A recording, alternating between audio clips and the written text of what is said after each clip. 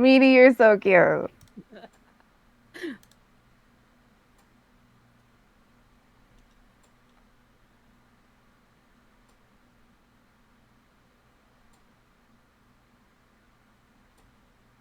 I really need an imagination world today. There's been some dumb shit.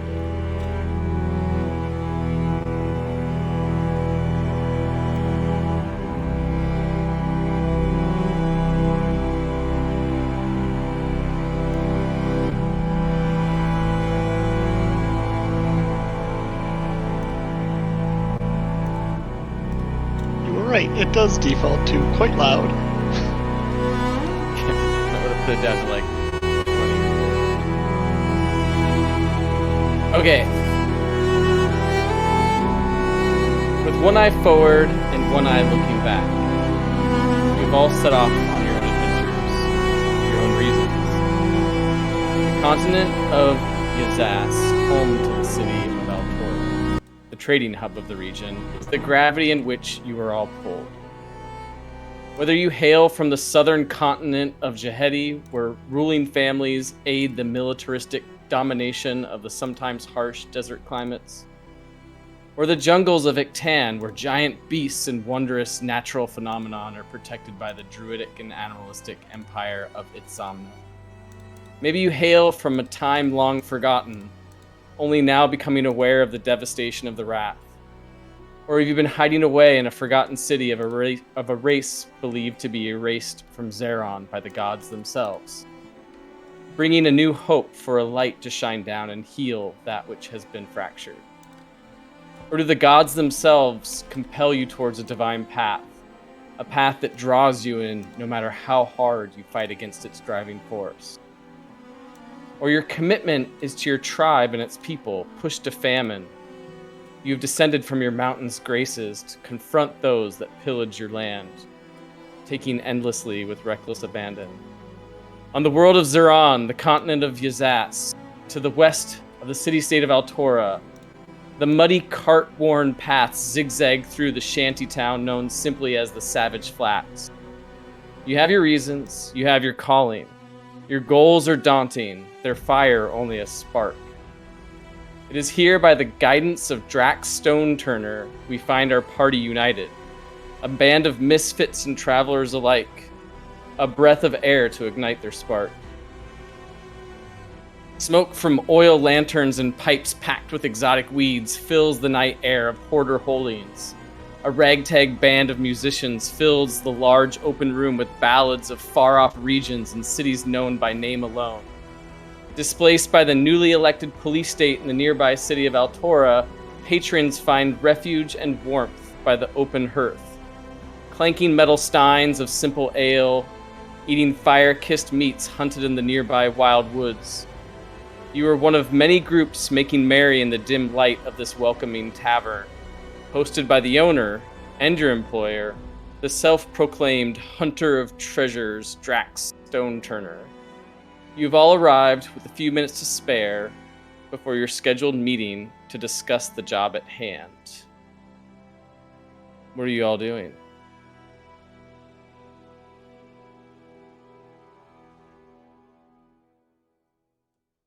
As I enter, I'm kind of just surveying the room, seeing. I'm new to the city, seeing what kind of people are here, and in particular looking at kind of what kind of equipment they have on them. Yeah, you see a mix. A lot of like piecemeal scavenged bits adorn most people's armor and such. There's an occasional piece that catches your attention that's made with maybe a with pigments that you haven't seen before. Some have like light bits of luminescence woven into the plates and links themselves. Um, but as far as I'd say that nobody's really like peacocking, right? Like there's a lot of Mm. there's a lot of keeping secrets close to their chest. So, lots of cloaks and capes draped over the armor itself. But you do notice that most people are armed in this establishment, whether that be from your walk into the tavern through the town, noticing that it's not the safest place that you've been, or it may be that they are here for employment, and therefore come fully equipped, ready to join whatever they need. Okay.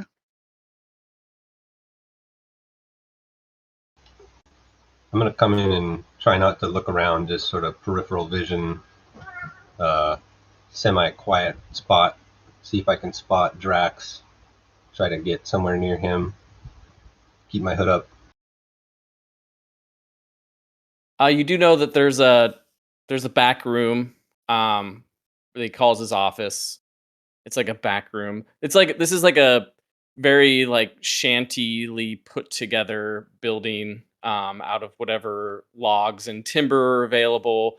There's plenty of draft coming through where like hides have been used to kind of try and seal off where the logs didn't quite reach.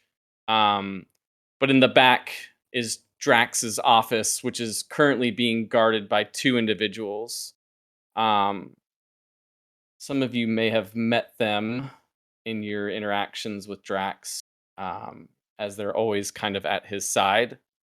There's a female dressed in blues and lavenders over top of her leather armor with like some furs, draped over her shoulders with bright red auburn hair. Um, and next to her is a gentleman with the most striking piece of his attire is like a goldenrod, um, almost like a silkish scarf draped around his neck with like a big bushled beard that has like beads, wooden beads woven into it. And they both have long swords at the side with like one hand on the hilt. But it's not like it doesn't feel like it's posturing. It just feels like they're there doing their job, right? Everybody in the establishment feels comfortable, as it Drax makes it a point to make this place welcoming and lively. And even like back near where his office is where like the main bar and provisioning kitchen is as well. Yeah, I can try and sort of give them a nod and try to get a spot somewhere close to them without, you know, quietly. Sure. Yep. So at the bar, just grab an ale, walk over towards the male, sit down, watch the room from his perspective to see who's here. I think I recognize somebody. That might be Hikage that just walked in. Maybe. Not sure. Hikage, how do you present yourself in public? I honestly couldn't hear half of what Mini said there. Sorry. Sorry, but I'm in a pretty thick robe with a hood up and obviously armed, bow on my back, but not trying to look like I'm hiding or anything. You know, I've got straight posture, eyes forward, but I don't. I try to make a point to not look around and just go from point A to point B quickly. And yeah,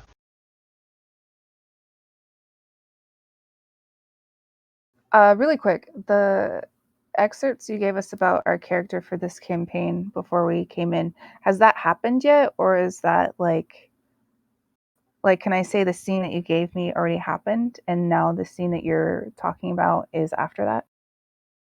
Yeah, I wrote those up just to make sure that we didn't have to do like individual RP sets, just to kind of say basic, trying to use all of your backstories as to how you all know Drax. Um, and Okay. why you're here. That you're all here as he's hired you for a job and told you the time and the place, and you're all here awaiting. It's Friday night and it's like 6:55. You're you're just kind of milling about waiting for Drax to welcome you into his office. All right. Well, my character is sitting at a table with a couple soldiers. She's wearing garb. She's kind of dirty. She has dust and a bit of mud on her boots, but she's drinking and laughing with what looks like other city bodyguards. Probably looks like friends from past jobs, but she's chill, but she's watching the door. She doesn't know who she's going to work with, but she's just waiting for Drax to open the door and offer her in so she can figure out what this next job is. But in the meantime, she's just drinking and chilling with some friends from past jobs.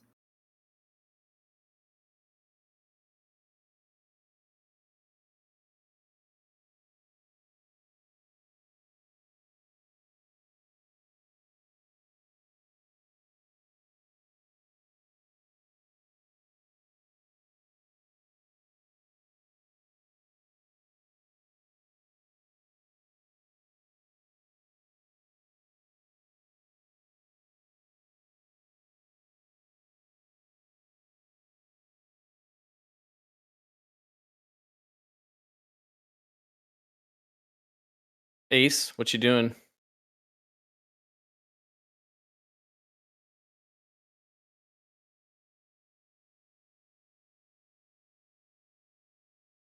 We ain't doing shit.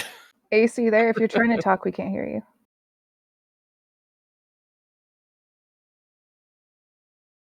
I stepped away for a second. Deafened? Don't be like me and have your mic muted while having a whole conversation.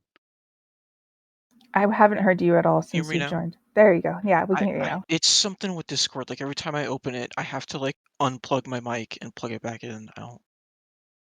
Discord loves to try and change your audio settings whenever it Yeah. can. Not It's even like you've been using changing this headset for anything. 2 years. You want to use this input now? It's not even changing inputs. It's like I literally have to unplug my headset and just plug it back in, and then it's fine. Huh. I had a headset that did that. I threw it out. Pissed me off. Okay, so what's Ace doing All right. tonight? Ace is probably standing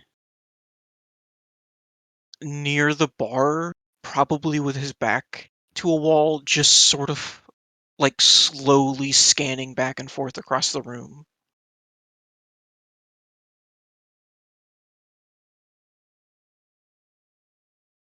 And it's really easy for all of you that are kind of playing low key. It sounds like almost everybody. Just typical. Place is pretty packed. There's people saying pardon me and passing by every couple of seconds. The music is extremely loud and the band doesn't seem to be letting up between songs at all. Some songs better than others, but it seems to be keeping the crowd pretty loud and lively. And kind of without notice, but because all of you are kind of probably keeping at least one eye to the back room, you see like the pelts. There's like makeshift pelts uses a door covering the entrance, and you see like Drax peek out, and he like whispers something to the female guard, and she looks around and kind of nods. And so then he peeks out the rest of the way and scans the room and very deftly picks you all out in a matter of seconds, kind of giving a nod to each of you as you make eye contact with him with your glances towards that door, and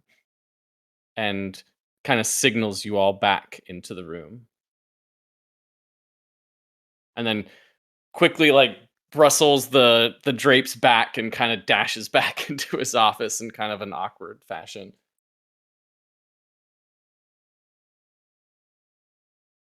Athena notices immediately.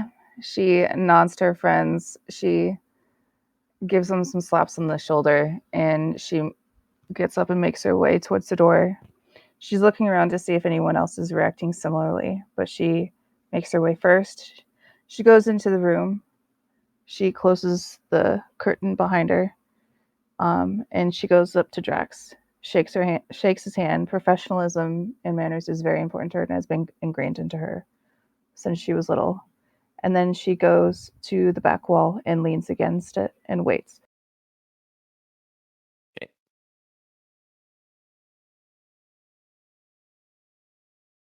Make I'm gonna note wait. that Sarah went in, and I wait to see who else is going on this job. Yeah, I'd probably be doing, give it a good 10 seconds, kind of looking around a bit before I stand up, make my way over myself. As soon as Ace notices the signal, they immediately just head towards the back room.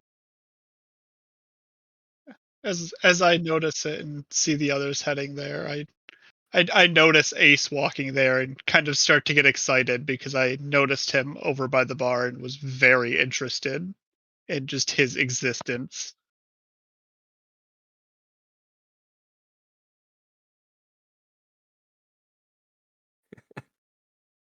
You're definitely not used to like rooms full of this many people. Yeah.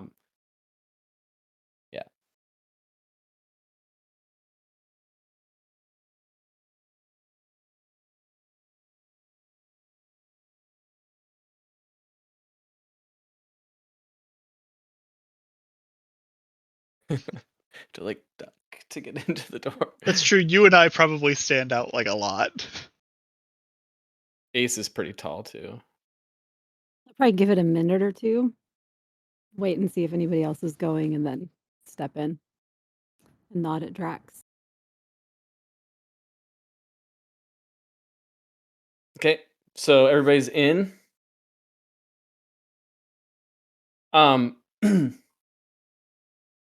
The chamber's got a small hearth behind the desk, and the desk itself is covered in maps and books and scrolls. Drax himself is kind of like, as he's greeting each of you as you're coming in, shaking hands when presented.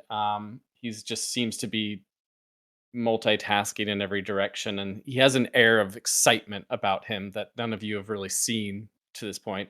He's usually an easily excited individual when it comes to his next treasure hunt, but there's like something about him that has him a little more giddy than typical. If you've had past engagements with him, but he looks up to everybody. He's like, "Ah, oh, okay, all right, we're all here. You made it. I hope you had some refreshments, and yeah, this is very exciting. Okay, I'm gonna try and I'm gonna try and pour this over and not be too excited about it. And he stands up and he says, "Well, okay, so you're all here, and the reason why you're here tonight is I've got a job for you. Finally, I know some of you've been waiting for a while, and I've given promises of of adventures across the continent and beyond. But I wanted to get the right one ready for you, and I think I've have it. And I hope that you're all ready for this because I trust you all on some level. I trust you all, and I hope that this will solidify that trust." And he pulls out a map and lays it across his desk, and he kind of like summons you all to kind of glance over at the map. And he takes a dagger and kind of points. He's like, "Okay, so we're here, right?" And that's insignificant, but the significant thing is up here in the town of Aramore. Aramore is this gnomish city that nobody really paid much attention to. They minor face stone mines, what have you. But what they've accidentally done is they've accidentally discovered something. They don't know they discovered it. I know they discovered it. I've got people everywhere, ears to doors, fingers on pulses. I got it all. Anyways, I've been given a map. Not this map. Not ready to show you that one yet. this map leads to something very special. Probably the most significant find in my entire career. And the first thing that I need is we're gonna need to do some excavation. It's just part of the job. I'm not asking you all to excavate, but what I need you to do is I got this cart full of special equipment, and I really need you to get it up to Aramore, which wouldn't normally be a problem, but I need you to take a path less trodden. Because there's can't draw any attention to this. There's competition everywhere. And well, your first job is just to make sure this cart gets to Aramore. And from there, we'll meet with a mining guild and I'll set up I have another team coming up that's going to help with the extraction and entrance into this tomb. And then from there, I'll be calling you back to delve into this dungeon, because who knows what we're going to find in there. Maybe riches, maybe some boogly monsters. All I know is that it's going to pay out. At least we'll have, well, I don't want to go into it too much. But the first step, tomorrow morning, you're all going to hit the road as early as possible, like before dawnbreak. Try and avoid anybody seeing you leaving town. You're going to head north on the... I wrote the road down. On this road to the north. And I will be leaving tonight with my compatriots Abram and Sonatan outside the door there. We're going to get a jump start. I've got some logistics that I have to figure out once I get to the town. But once you arrive, you'll be seeking out the Broken Hills Mining Company. They're at the north end of town. Should be pretty easy to find. It's a very small town. If you can't find it, just ask around. It's a very friendly town. Just avoid any mention of the Sighadrian Empire. They've established a presence there. It's this weird thing with the Altoran government. Just avoid anybody that looks like a soldier, and you should be fine. Get the cart there safe, and from there, we'll hit the second leg of the adventure. Any questions? Anything I can fill in the details on?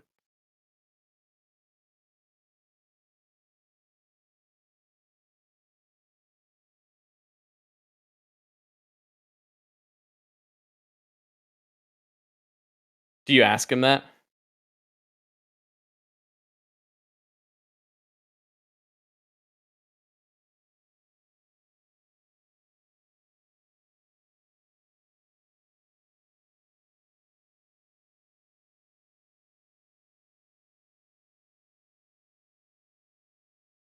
He stands up and he leans close. It's Relian, right? That's how you pronounce it. Leans close to Relian, looking well up to Relian, and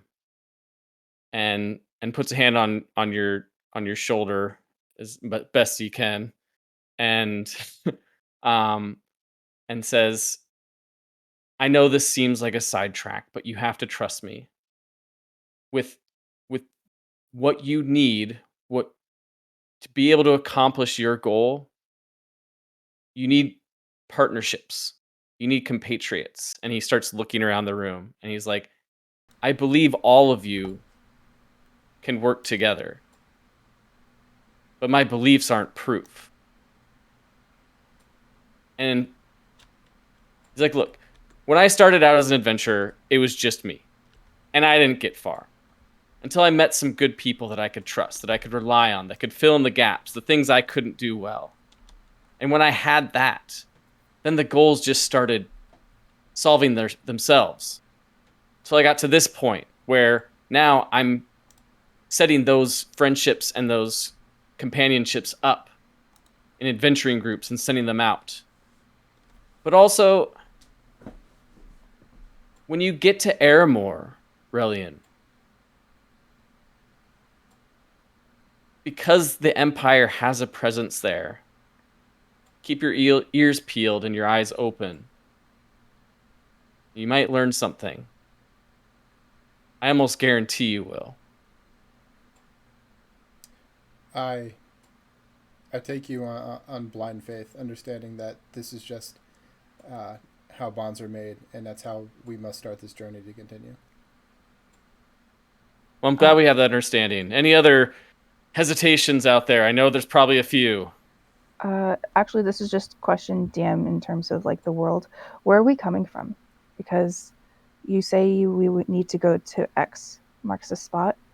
Based off of your map, is that specified there, or is it just like north TM? It's north along a road. I wrote down the road. Let me find it. Oh yeah. Okay. So because I don't you're know just- where we are in the map, and I don't know in the direction that you want us to go in the map, other than that it's north. Yeah, I'm not going to show you a detailed map, and that's intentional. Okay. Because that's going to give you security, and none of your characters should have security at this point.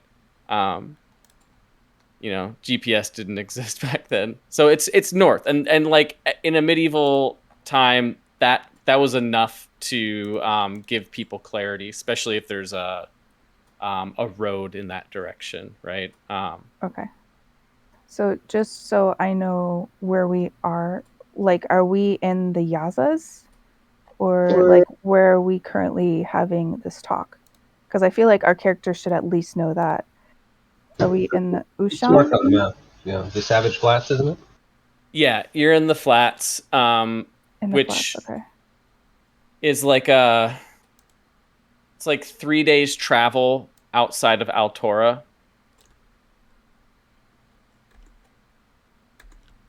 And there's many other like small villages and towns along the way, right? Like everything springs up along the major roads that have been established either by the empires themselves as trading routes or just as, you know, like natural paths of least resistance through valleys and along riverbanks that have formed as needed.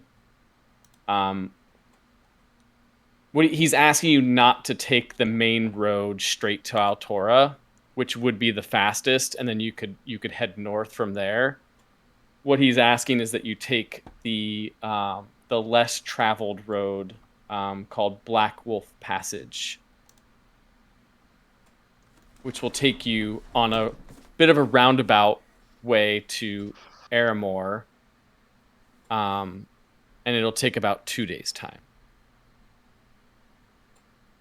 All right. My character brushes off from the back of the wall where she was leaning against and comes forward to inspect the map. She looks at Drax and she says, "You want us to escort your cart to this location and make sure that nothing happens to the cart?" She answered her question. That's correct. I know this. For somebody of your status, I know this seems minor. I'm happy to work for you, Drax. I'm just curious, is there anything about this cart that might bring us dangers? Not the cart. Cart doesn't bite. And there's nothing on board that's contraband. Is there anything that could explode? And I conjure just a little bit of flame in my hand. Yeah, keep that under control. There is a bit of explosives, and they're well packed. But yeah, keep that down. And to answer your question, Athena,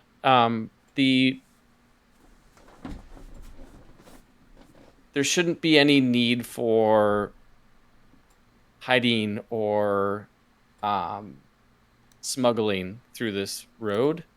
What you might need to worry about is just that it is in the wilds, and expect the unexpected.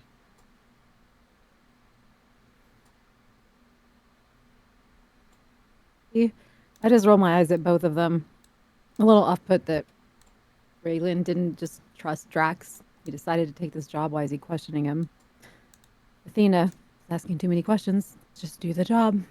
So I roll my eyes and just head towards the doorway.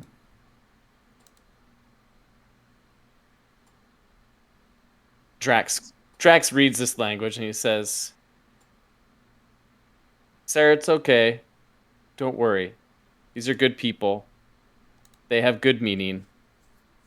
They've been thrown into a room with a bunch of strangers.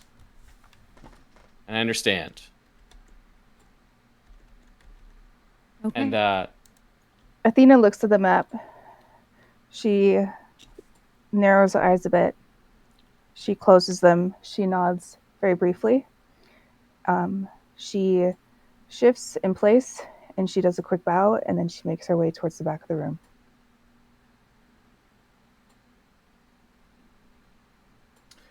I start heading for the door, eager to start. Now is the best time. Drax says, "Hold on one second." And he calls out. He calls out loud enough to where somebody outside would be able to hear. Is Lorena, are you there? And this young female dwarf comes bursting in. She has just extremely bright blue hair, which you've never seen before. It's crazy. And she has like, Dune, you actually now. Actually, I was actually gonna. Is it a dwarf or a gnome? A gnome. Okay, because they like something's not adding up. Yeah. She comes in and she's adorned with all form of like strange metalloids adhered together. Some of them don't make sense how they're even being contained as a suit of armor and gear. Tons of pouches across her belt and like a loose sack kind of over her shoulder. And then under one arm, she has clutched this pristinely crafted plain box that she quickly brings in and sets down on Drax's table. Drax takes a key off of his belt, opens the box, peeks in really quick, closes it back, and latches it, and says, Athena, I'm going to trust this with you. I can't have this on my person on the road. Athena gets up from the back of the room and she makes her way to the front. She takes the box. How heavy is the box, by the way? It's about like 5 pounds. It feels heavier than it should be. It's like a small, probably like jewelry box size, tabletop jewelry box size, and it feels fairly hefty. But like when you pick it up, like nothing moves. Like whatever's in there is secure. There's no like jangling or strange sounds coming from it. She takes it and she gingerly picks it up. She looks at Drax, and then she looks at Lorena. She nods her head and she brings it to her chest, and she backs up to the back of the room again. He says, don't let anybody know that you have that in your possession. It could come with dire consequences. She nods. And the rest of you work together. No mention of the box. No mention of me. And in a couple of days, we will see each other again.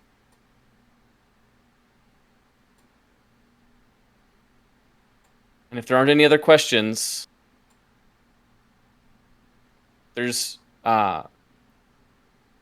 rooms across the way that have been set up for you. If you need lodging, feel free to stay in quarters as long as you'd like. Your tabs are covered by me, and nobody asked about payment. But you all will be rewarded with 20 gold pieces upon safe arrival at your destination. And then we will begin the second leg of our adventure, where we can discuss compensation when I know a bit more about the land and the potential dangers deep in the tomb. I stand up and I come forward to ask a question again. For who we are escorting this cart to, is this a place or is it a person, like a specific... Is it a person we're giving it to, or are we dropping it off at like a company? Yes. He describes the place as like, it's a very well established mining company. So just the mining company, TM. Yeah, it's Broken Hills Mining Company, and you'll see on the outside of the building a large black and white sign, and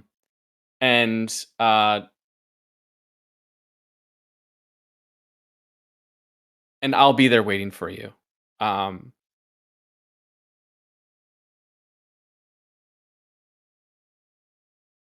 She nods her head.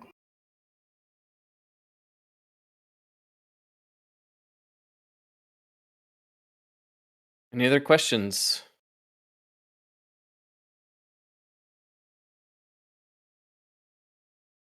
He says, okay, pats his hand on the table and says, I'm going to get back to this, and I need to pack up some things. I'll be taking off tonight, and you in the morning. Remember, before dawn, get a jump on it. Lay low, go slow, be safe. And he just starts losing himself in his scrolls again. He says, if you have any further questions, feel free to ask Abram or Sonatan outside the door. At this time, Abram opens the door. Pushes the pelts to the side, and kind of gives you all a nod, like, time to get the fuck out. Athena shifts and makes sure she's one of the first to leave. As she leaves, she nods to both of the two guards on either side of the door. She then looks out at the tavern and looks for a free table. She finds one and she makes her way, and looks back and hopes to bring the others to the table so that they may discuss their job that they are about to embark upon together. Time is it? It's late evening. It's dark outside. I'll say that it's like early autumn. So when the darkness of the evening falls, so does the temperature. Some staff are throwing like some larger logs into the hearth. You can kind of feel the heat hit you, but it's competing with like the cold draft that's getting colder, that's pushing through the seams of the establishment. Especially as people come and go, like they peel back the hide doors, and just like a cold breeze comes shooting in, cold, like humid breeze. But yeah, it's like late evening, couple hours past sunset. I follow Athena and sit down next to her, close to the fire. I still don't fully trust her, and Drax has given her this box. She's probably going to fuck it up, so I'm going to go learn a little bit more about her. I'll follow over with, sorry, I missed what you said. If Lorena's still around, I'll be kind of chatting with her, kind of continuing conversations that we had on the airship ride from Iktan over to Yazas.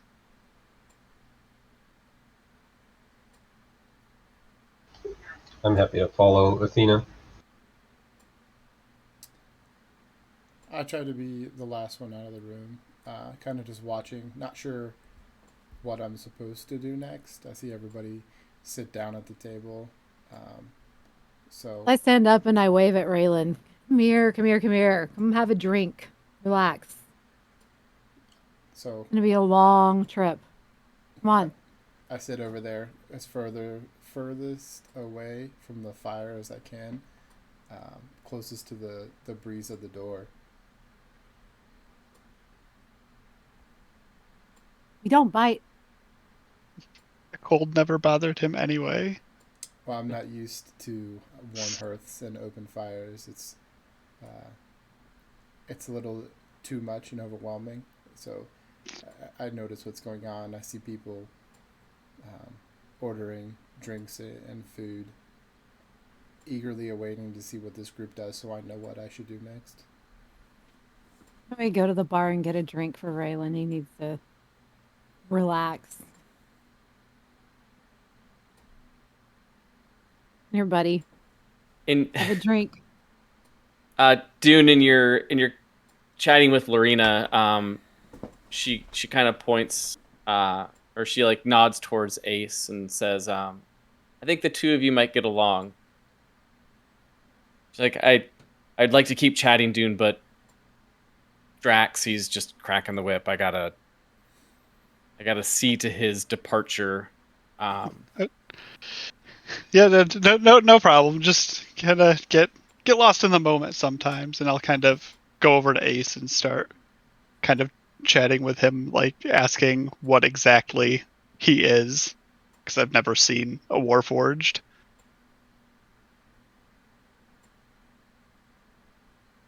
And the Tinkerer Armorer in me is wondering, like, kind of not what makes him tick in the sense of what makes him angry, but like what makes him function. You want to dissect him? Kinda. Oh my god.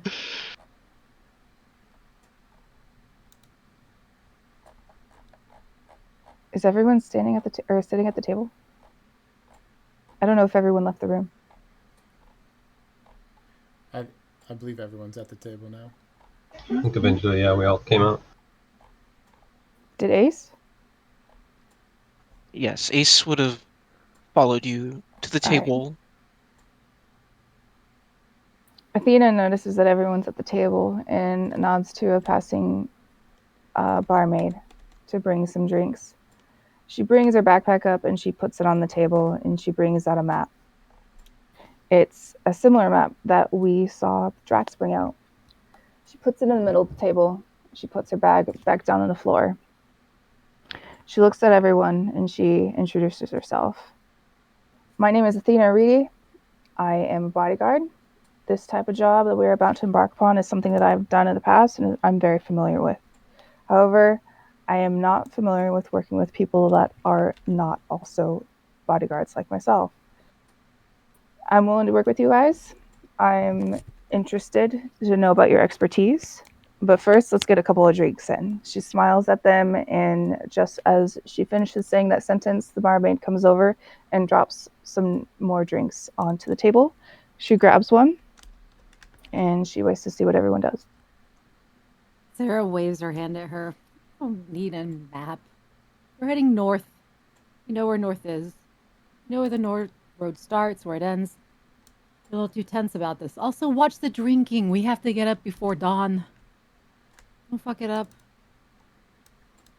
Athena laughs and takes a drink and nods in acknowledgement.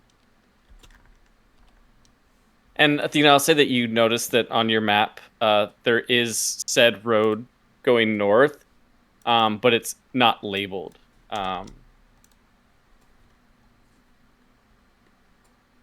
You know, like whenever you go on a hike and sometimes like the ancillary trails are unlabeled, similar to that.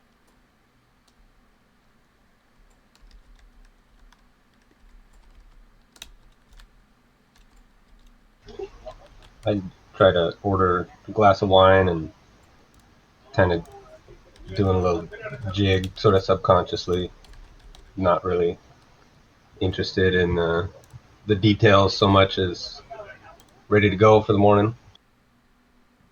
Happy to follow the others' lead. I'm gonna laugh at your jig. You still haven't cleaned that up, have you? You need to work on it.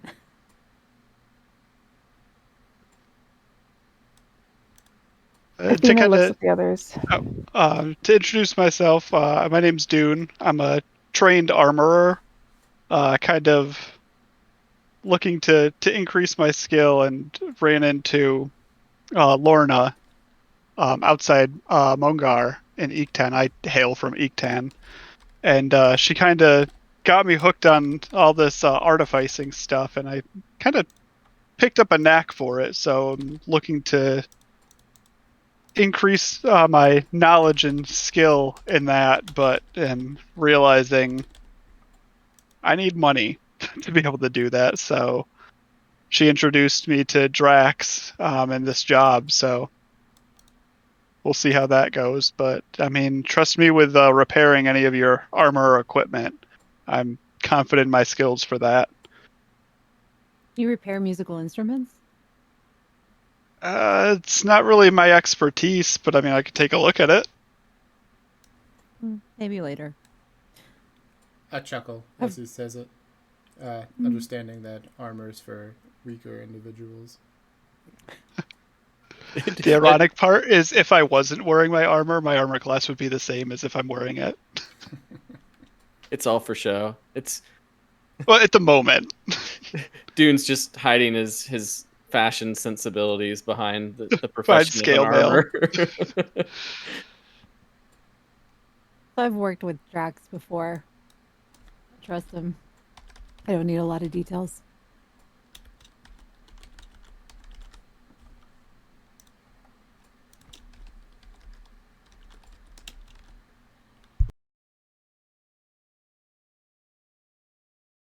All right, if y'all, we can just say that you chat into the night, and whenever you're Not too all late. I'm gonna be the first one at the table because we gotta go to sleep. Athena sees that Sarah's getting ready to go, and she stands up and she looks to everyone. Let's make sure everyone is up by 6:30, and we will meet at. Where do we need to meet? I think we need to be up probably at 4 this time of year. By 6 a.m., the sun will be up. We have to leave before dawn. you We can have to say leave when it's still dark. before dawn. All right. Uh, Then she looks around and tells everyone that we need to meet before dawn, around 4 to 4:30 at the very latest. At I'll say at some point, Sonaton comes over, the female guard, and she kind of filled you all in the logistic details of where you can find the cart full of supplies, Cart. as well as there'll be 2 horses, 2 beasts of burden that will be drawing the carriage. And she kind of like she gives you a slip of paper that has, the name of the establishment that you're supposed to be going to, as well as a payload list of all the supplies that are in the cart, that have all they look like they've been like double checked. You see like Drax's initials on them, as well as someone else's, must be like one of his porters. Um, checking it twice. And then and she before she departs the table, she says, um, "Be safe out there. I've been hearing whisperings about ill activity on the road. We haven't seen anything, but just keep your eyes peeled." Um, and she kind of looks to Athena and says, like, "Set up a proper perimeter as you go. Um, if you're late, Drax will be pissed, but I'll speak for him on a little of that. I think it'd be more important that you all show up safe, safe and late, rather than hurt and on time." She kind of taps the table a couple times and walks off. So Athena takes the paper and puts it into her backpack.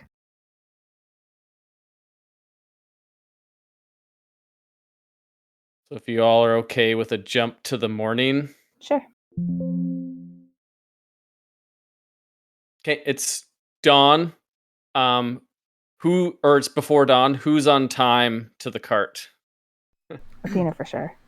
There. I would probably be on time, or if late, like barely late. I'd be out there by like 1. I've been up. In the morning? Like, Yeah. didn't sleep. Jesus. Slept by the cart. I've been up for a while Paranoid. hunting. Do you come back with any Small game. any yes. game? Yeah, some small game. Mostly Do any of us rabbits have and our foxes. own horses? Like, do we come with our own material like that? Or is it just like we're all just on foot? Yeah.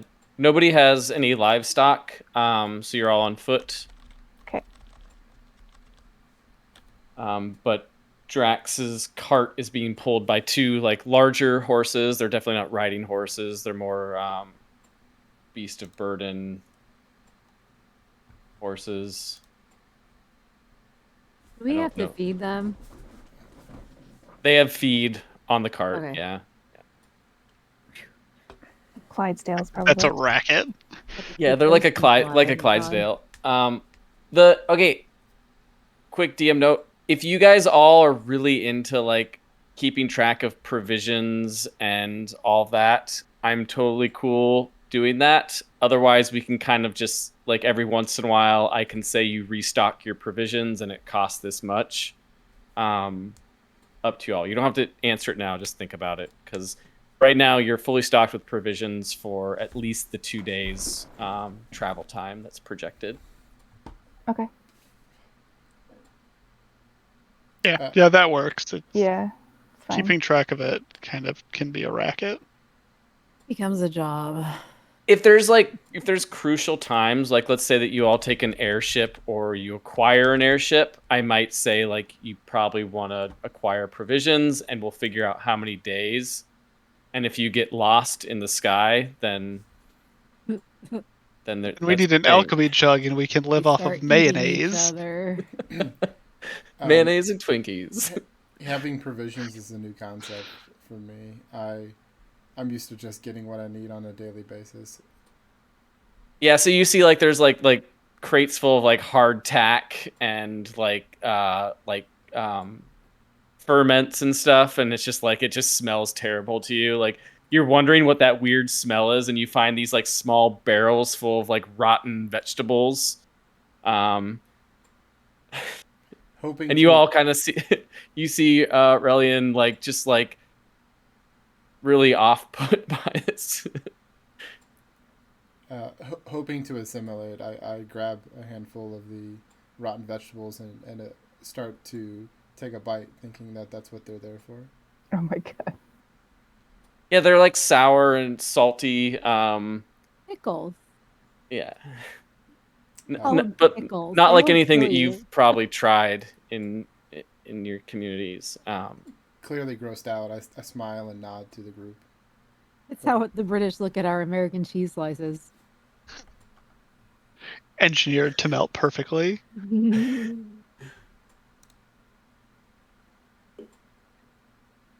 All right. Athena looks around to make sure that everyone is in place. Her armor is much cleaner compared to the night before. She has her backpack on her, and she is ready to go. Everyone looks like they're kind of milling about, but we have approached the cart and are getting ready to go.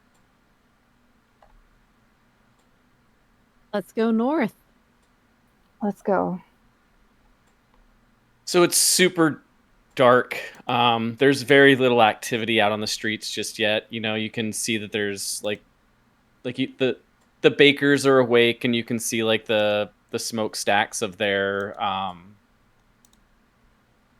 just like the subtle smells of like baked goods starts hitting the air as soon as you start hitting the road, as people are waking up for that level of profession.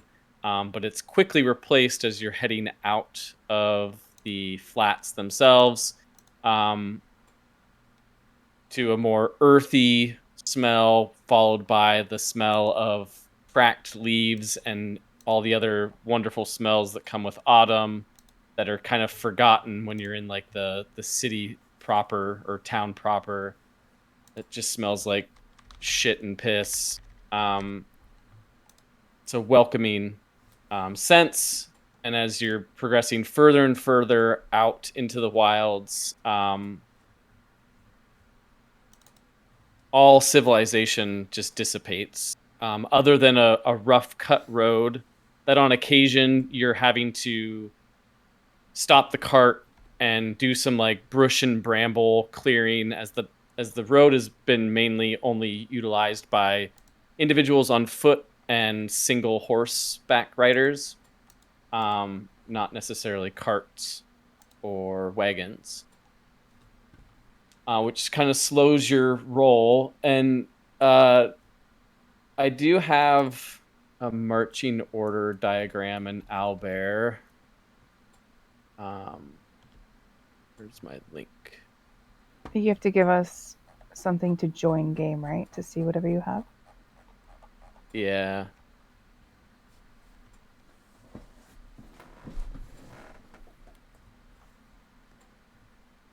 So if you just go to, I'll put the link in the campaign.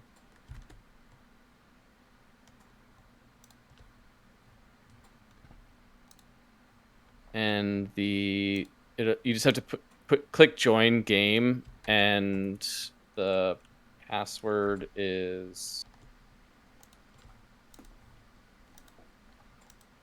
there.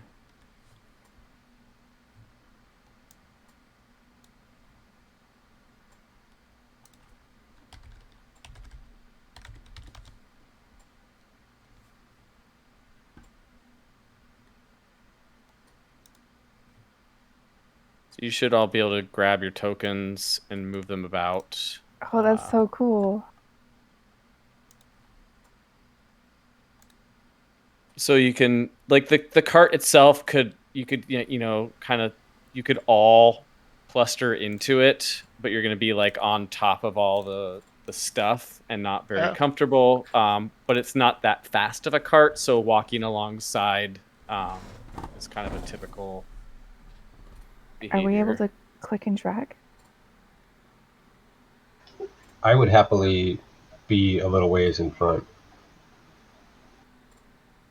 Faster than probably everybody else, and fine sort of darting from position to position, trying to keep an eye on if there's anything in front of us. I lag behind quite a bit.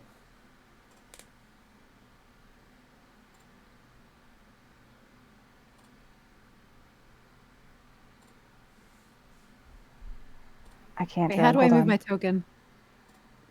Does anybody have animal handling? I'm low on animal handling, but I'm probably going to be behind just so I get an eye on everyone. I have +1 in animal handling. I'm also Yeah.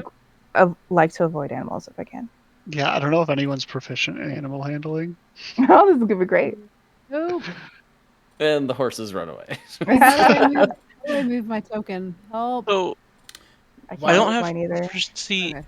in animal handling, Oh, but yeah. I do have proficiency in land vehicles, so Okay. You people on the side, know especially if like that the tanky types.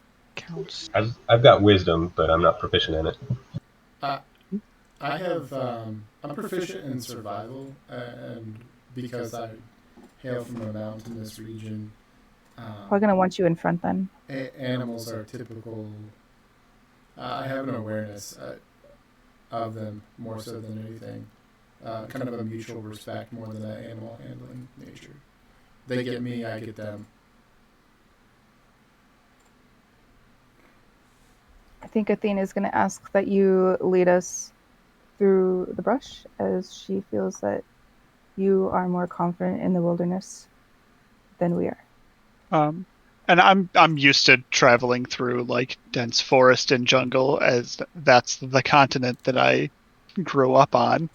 So I'll kind of be up toward the front too, helping to kind of just clear path. I guess since people are also. Seraphine, are you in the back? No, I'm up front, but I can't move my token, so Do you want to be there? follow those guys. I'll just be on one of the back sides.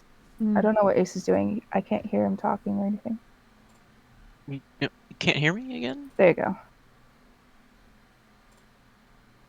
Well, somebody needs to take the reins. So somebody needs to jump up on the cart. Oh, you mean like on the cart? Oh, shoot. Uh, Okay. That's Yeah. probably going to be Ace because Okay. he's the only one proficient with land vehicles.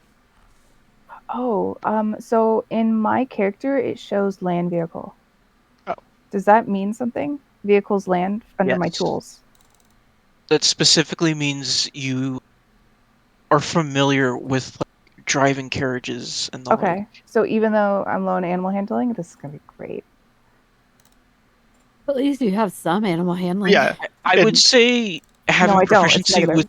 with land vehicles takes precedence over animal handling because there's more to driving a cart than just Mhm. being good with Yeah. a horse. All right. Yeah, animal handling itself would be great if, like, we run into a wild horse and we want to try to tame it. All right. I'd probably feel better if we had people on either side of the cart too, not just in the front. I can move back to the side of the cart. Yeah, I can move back to All right, cool. blanket.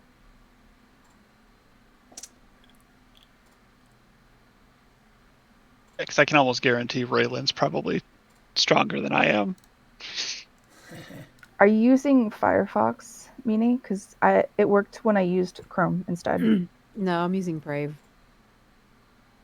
Might need to switch for this one at least. Switch browsers. I switch browsers all the time for stuff.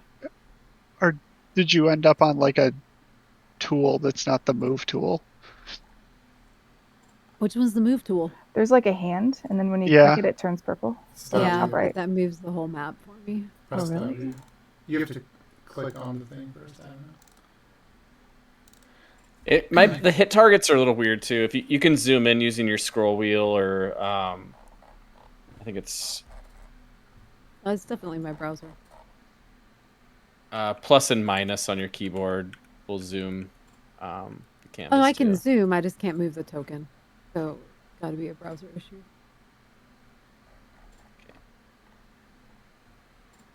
I don't have any other browsers. Sorry.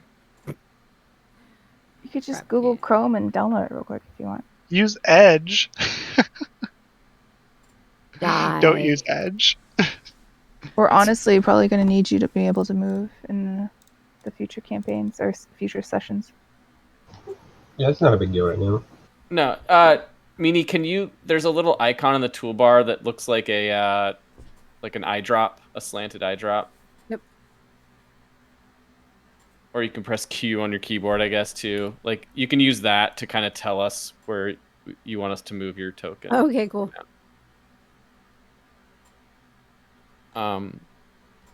Okay. Marching order, perfect. Nailed it. Thanks. 3 hours later. Hey, it's session 1. We got to learn all these things. Some of us are new.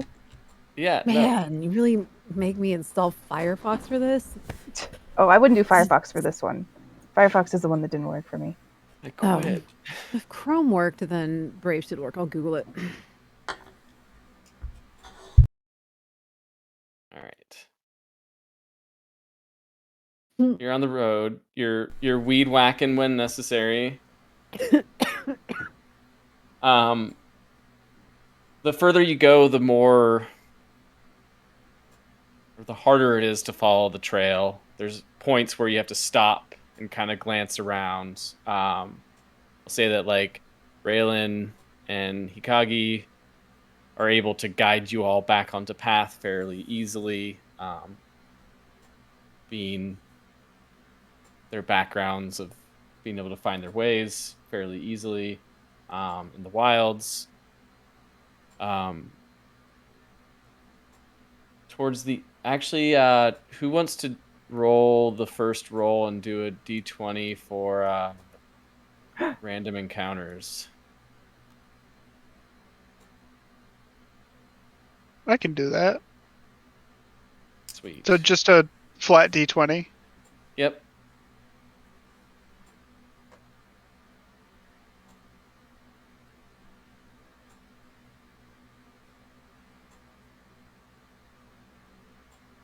$17. a good roll. That's a good roll. For the first day, you make it through without really any strange, out of the ordinary events. However, as night begins to fall, I'm gonna say, Hikagi, you notice. Actually, which one of you has the highest passive perception? Eventually, I'll know this. I've got 6. Mine's 11. I have 11. Your passive perception is it's only 6? I have. Mine's 8. Wait, which one is this? No, I meant Hikage because How do you get 11 at level 1? it's Oh, man. passive. Passive It's 10 plus your perception. modifier. Which? Oh, sorry. Passive is 16. I was gonna say that sounds better because you're a wisdom-based sense. spellcaster. Like it has to be higher than 6. Where does it show your passive? It's on the Let's, left. Under senses? On the far left of your character sheet, there's a box. Yeah, senses. Passive wisdom. Mm-hmm. Oh, okay. Yeah, it's passive wisdom and then in parentheses perception. Okay, so I got 13. So so to explain to new players, those 3 scores are kind of like your when you're not trying. So like when you're not trying to see something, that's your passive perception. You just notice things instinctually. Same thing with investigation. It's that would be more like Sherlock Holmes, right? You can walk into a room and I might tell you like you notice something that's like out of place. Whereas insight is like seeing through a lie or understanding if somebody's being deceptive or if they're nervous or in love. Like any kind of like emotional read comes from insight. But that's not to say that you can't intentionally ask to try and do those things. Those are just things like if somebody's trying to hide from you or somebody tried to cover their tracks on a crime scene or they're trying to hide that they're in love with somebody, right? That's when the passive checks come into play. But if you wanted to say, if you said like, I want to see if this person's in love with this person, then I would ask you to do an insight check. And you'd roll a d20 plus your modifier.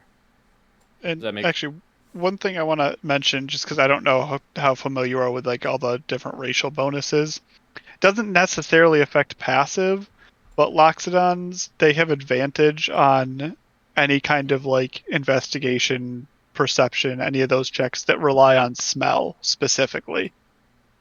Oh, okay, good Okay. to know.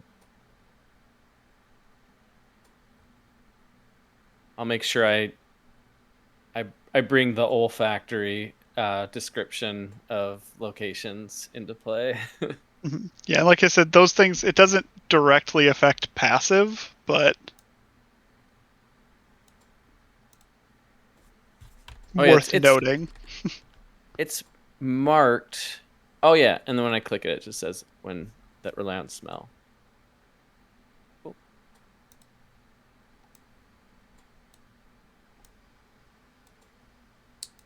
So you said the first night was winding down? Yes. Sorry, I was getting distracted. And yeah, especially Hikage, you have, if your passive perception is 16, you're going to be the one that's noticing most things. And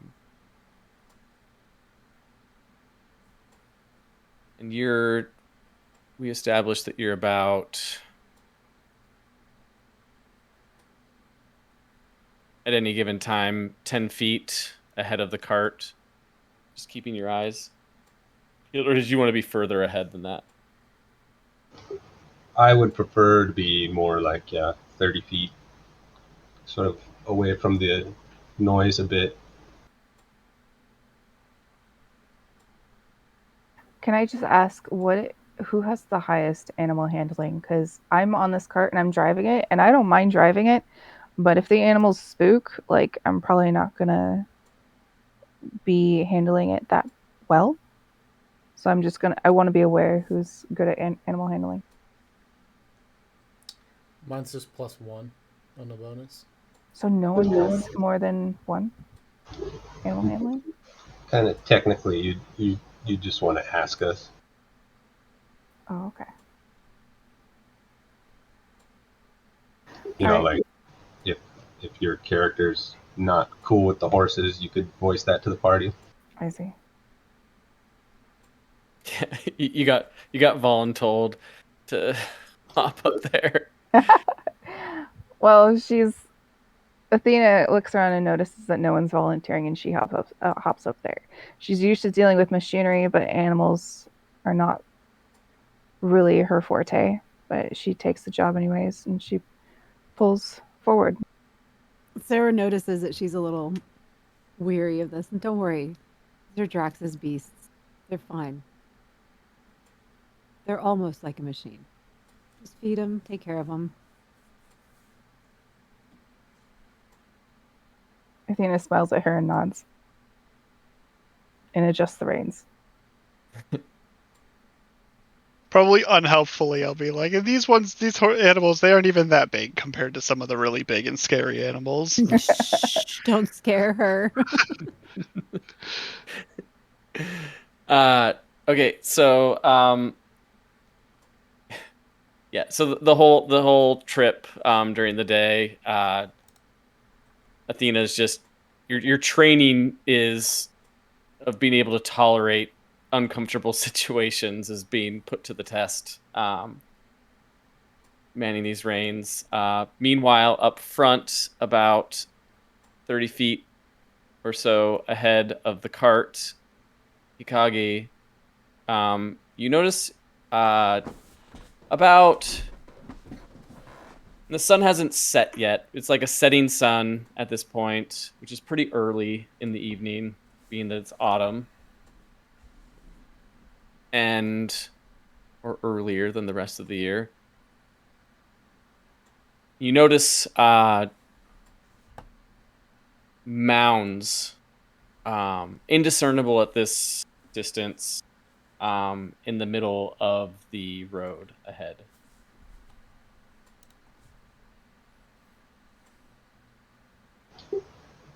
Is Raylan actively sort of scouting the front with me? I am always watching, always aware. Looking ahead, yes, but more of noticing the terrain, and not really anticipating enemies, more so animals. Why I'm are gonna- those indiscernible? Is it because it's dark or because we're too far?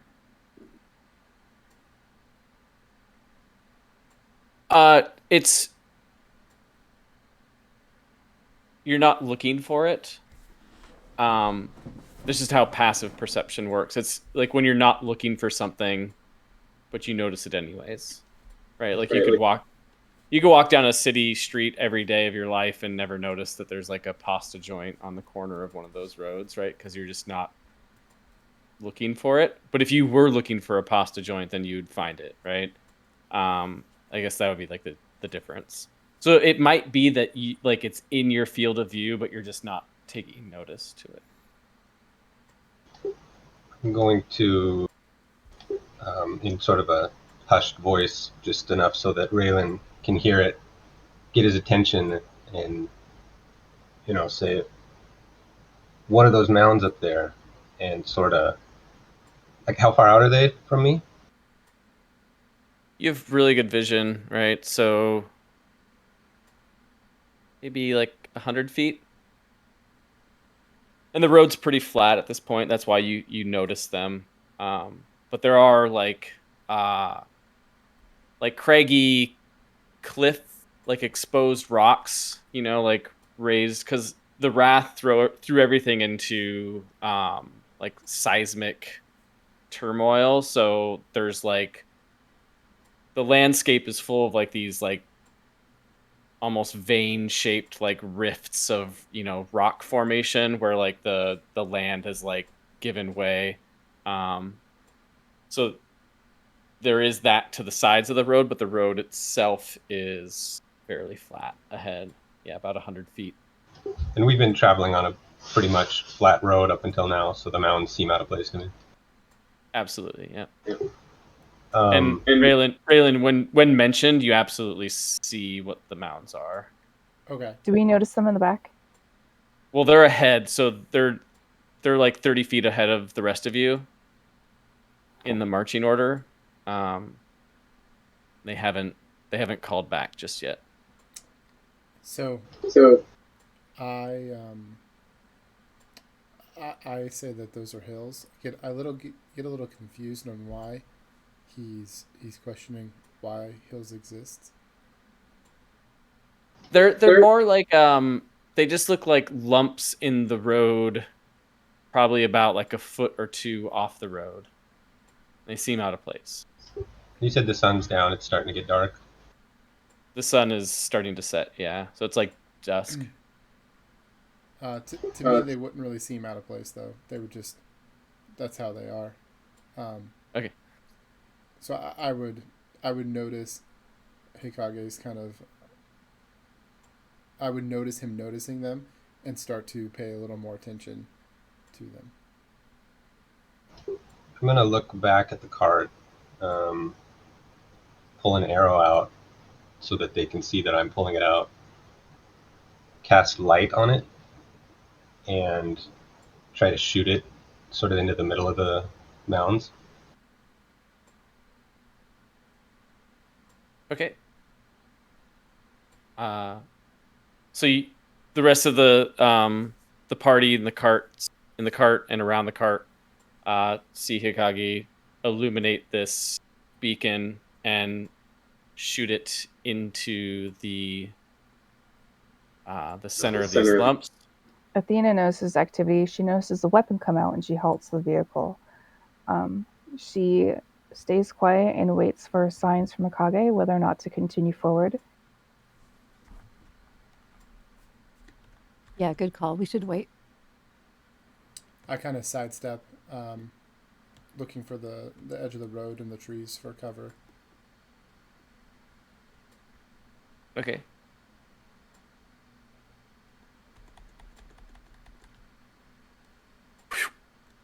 Arrow hits the ground, illuminates the area. You can distinctly tell, that there are 3 larger lumps that are darker in color, and one that is a smaller lump, probably a third of the size of the others. The darker ones are approximately like 8 to 9 feet in length. And yeah, about like a foot or two coming off the ground. There's no the smaller one, as you're gazing at it for a while, actually give me a perception check.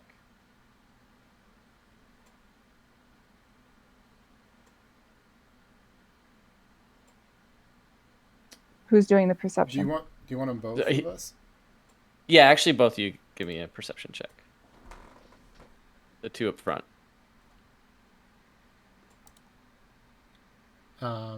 Sorry, how do I roll perception check? Click on the plus whatever number red box. Yeah, so there's the skill column. It's like the tallest narrow column. D&D Beyond likes to put the labels at the bottom of the boxes, which is completely counterintuitive. Okay, so like that. Yep. Okay. Yep. Malk, you rolled a 3. I was like, thank God someone can see something. Get those 3s out of the way. Hikage got a 9, right? And then Raylan got a 15? Yes, yeah, after modifiers, yeah. Just for the record, it's Relian. Relian, sorry. Relian. Just clarifying. Sorry.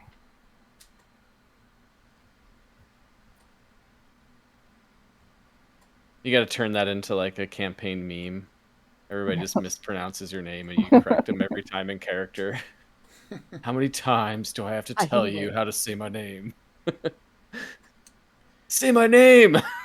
Well, and on a side note, I believe barbarian or Goliaths in general get their third name as action based from the DM at some point. So, just a side note to keep that in mind. Raylan Relian. Raylan, Gonna be raging really in here soon. Yes. So with that 15, yes, Relian, you see that the smaller of the four objects is barely moving. And it's too far to distinguish how it's moving. You just see movement. Similar like when you're like on the hunt, like as if an animal were resting, where they have like an ambient movement.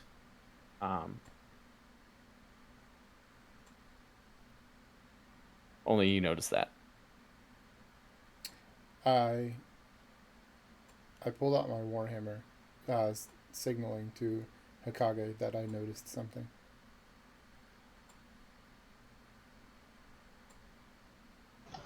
I'll pull another arrow out and look back at the group, raising my bow up. Athena notices, and she tells the others behind her and to her sides to bring out their weapons, but to not leave the cart. She gets down from the cart and also puts her hand on her weapon, on the hilt of her weapon.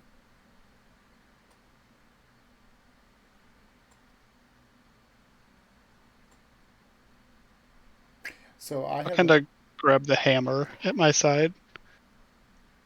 I have a natural ability to see through the darkness. Is there anything else I can see based on that? Is it beyond dark vision? It's a Goliath ability, specific because, let's see, I think it's under my traits. Yeah, how And- far are those mounds from the front party members? 100 feet. Oh shit. And it's moving. Do we know that it's moving in the back? Do we? Or is it just No. Hokage? I would say we I- assume there's trouble if they're drawing their weapons. Yeah, that's why. Athena asks Hokage, are basically just gestures with their face, what's going on? While Rillian seems to be getting agitated.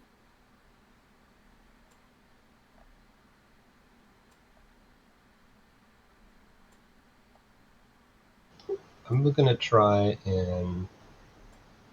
They're still 100 feet out, right? Yes, 100 feet out. I'm actually going to run back to the cart and tell them what we see and that I'm going to try and light the area up with some magic.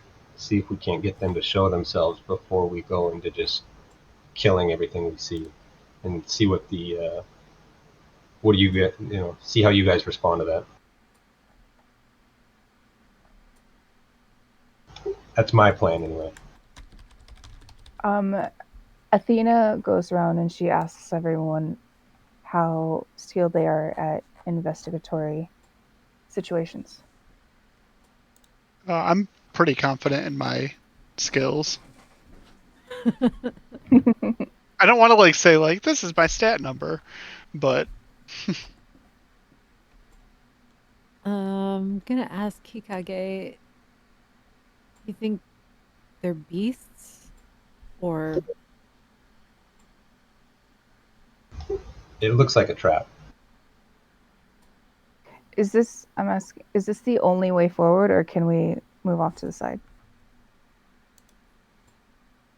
With the cart, you definitely could. It'll be rough going, and there could, because of your knowledge with you spend a lot of time on airships and on board things that need repairs constantly.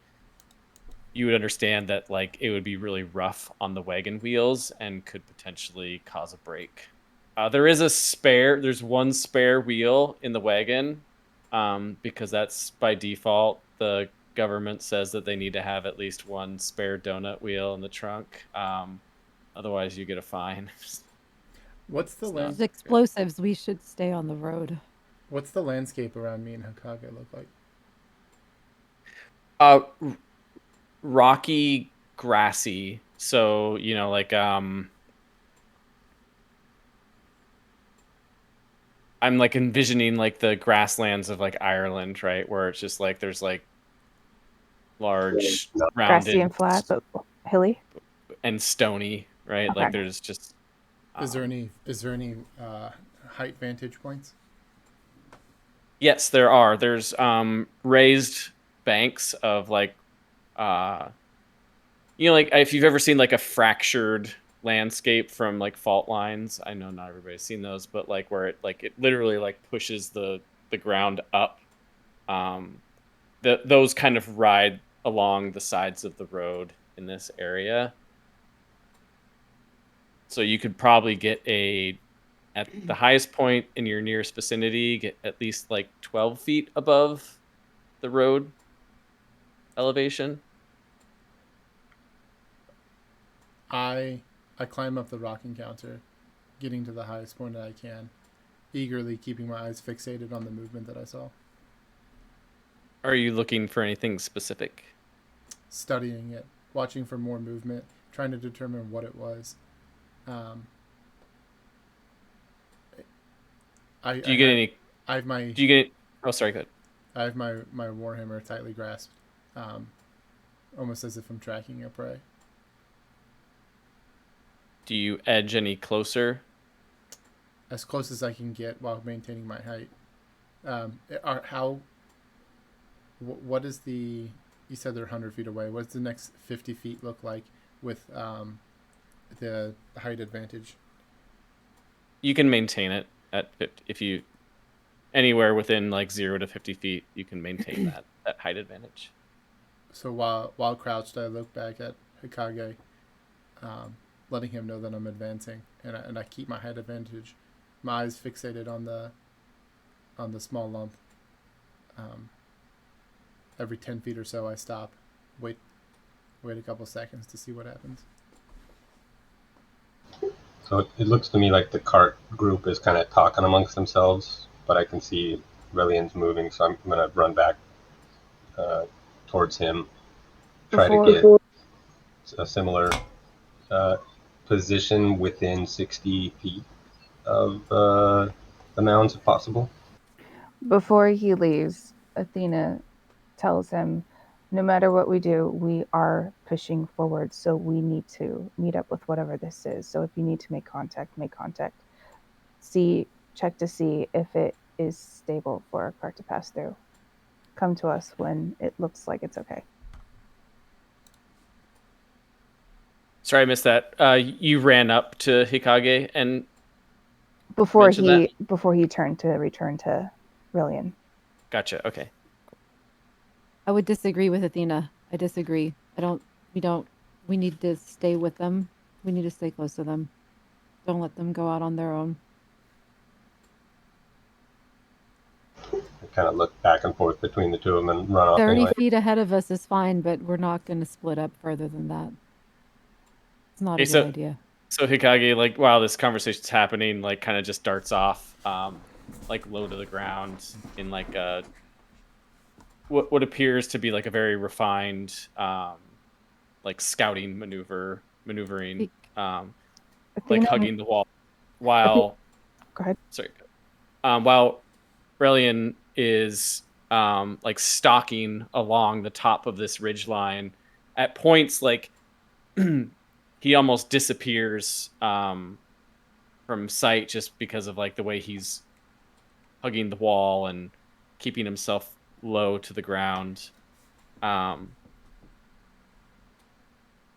you get to about, so you said you're willing to move up 50 feet in 10-foot increments. I'll say after 30 feet I'll have you give me another perception check to see if you can see any more, details of the situation.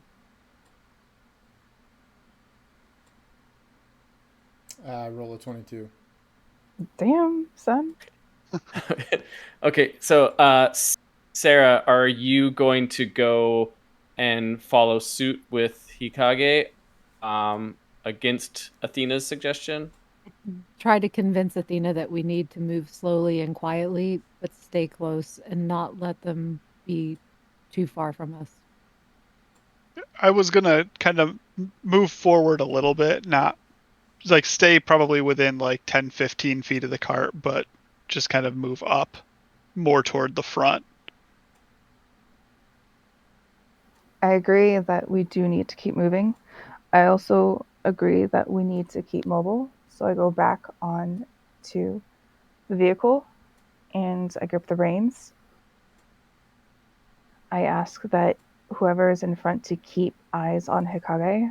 If there's any communication, to pay attention to that and bring it back to us in the group. And that means Dune. Yeah, I'll do that. I ask that also that Ace stays with the cart with me. The entire time this is going on, Ace has literally just been looking south the entire time, making sure nothing is sneaking up on us. Eyes peeled to the road and the tree lines. Okay, so that 22 is a really high roll. He's like, damn it. Are you gonna tell us what he sees before we run P or after we run P? I'm gonna reveal it, and then we're gonna take a break, so then everybody will come back, cliffhanger style. So you scan the scene, and you immediately notice that the three larger lumps are horses, dark-maned horses that appear to have arrows protruding from them. Numerous arrows protruding from the horses. They are not moving at all. The smaller lump, you immediately recognize the bright yellow scarf of Drax's guard, Abram. It's absolutely his with that roll. And he's subtly moving, but you also see that there are a number of those said arrows protruding from his body. Let's take a break. Damn it, how far are we? Ah! All right, I'm going to get some water. I'll be right back. Yep. Yeah, I'll be right back too.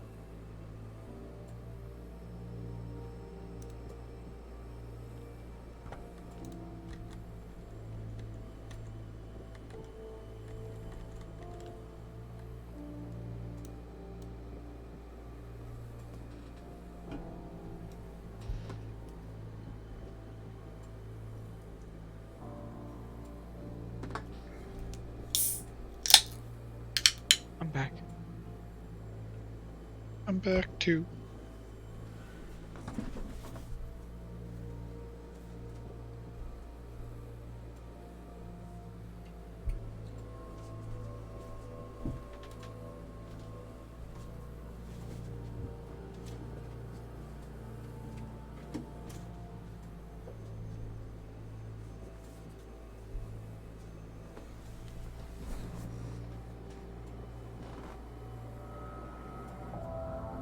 Everybody's still good to go till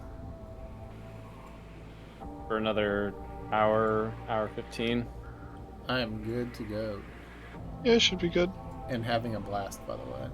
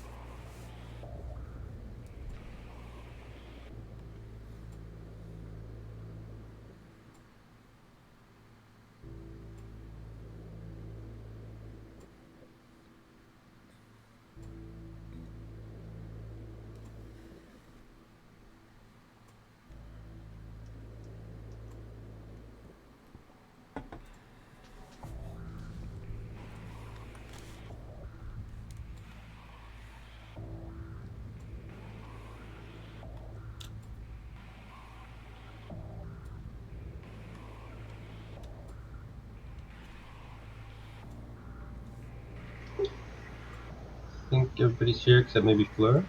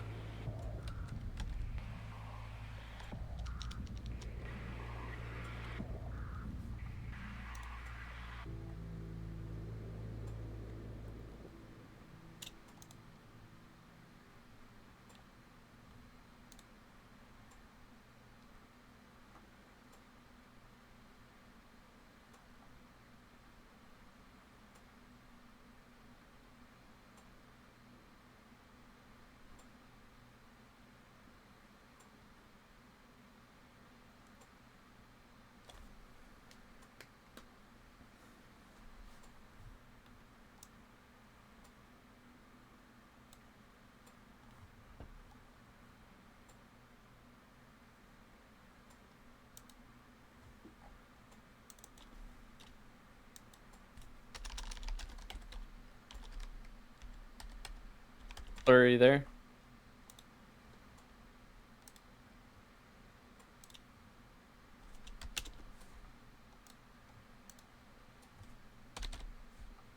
I'm back, sorry. Cool. Are we waiting on anyone else? I think that's everyone. Looks like Meanie jumped away. Oh, she's back. I'm eating and it's not pretty.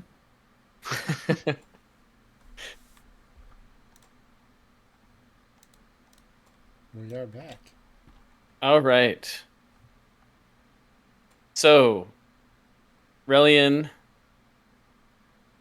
you saw all this. Nobody else did.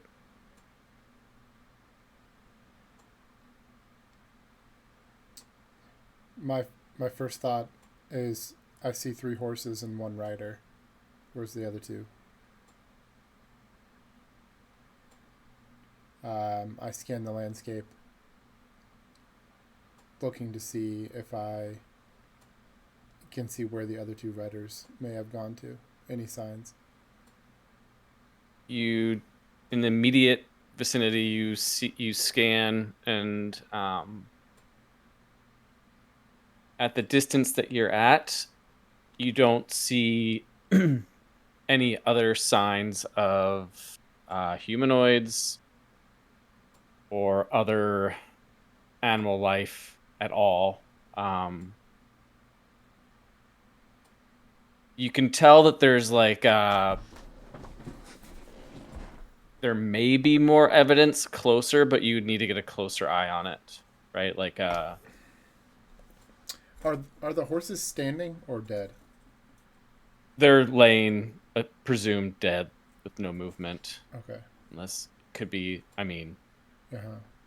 could be magical suspension. D&D, you can't like rule anything out. You said he's crawling slowly towards a direction. I look ahead to see if there's anything noticeable that he's crawling towards. Oh, sorry, not crawling, but like more. You can see that he's breathing and probably cradling his wounds. Okay. Yeah. In that case, I hop down and run back to Hokage, updating him, letting him know that 2 riders are missing. I'm a girl, by the way. Sorry, letting her know 2 riders are missing. And clarification, both of Drax's guards were humans, just for the record. You said this is Abraham that's crawling? Abram, yeah. Abram, sorry.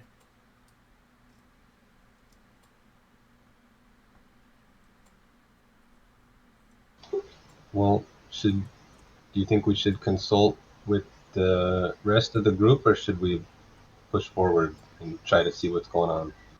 My immediate concern is for Abram. It looks like there was an ambush, an unfair fight. He's still alive? I see movement. Movement to me means he's alive. I hear those 2 whispering, and I want to run to them to figure out what they're talking about. Okay.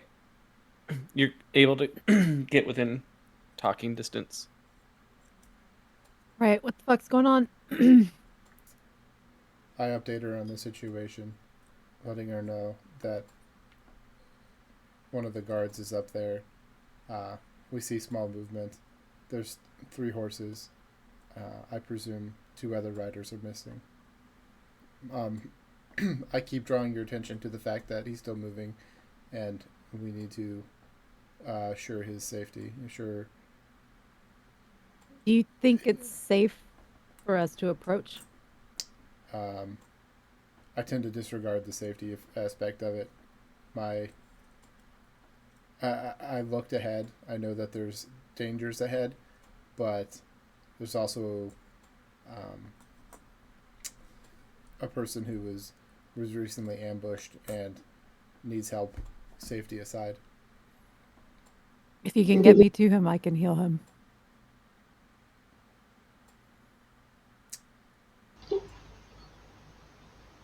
As long as there's like obvious rocks that we can move closer towards, I'm fine with just going closer and closer. You know, moving forward, stopping, looking around, moving forward, stopping. I asked Hokage how far he can shoot his light arrows. On a good day, 500 feet.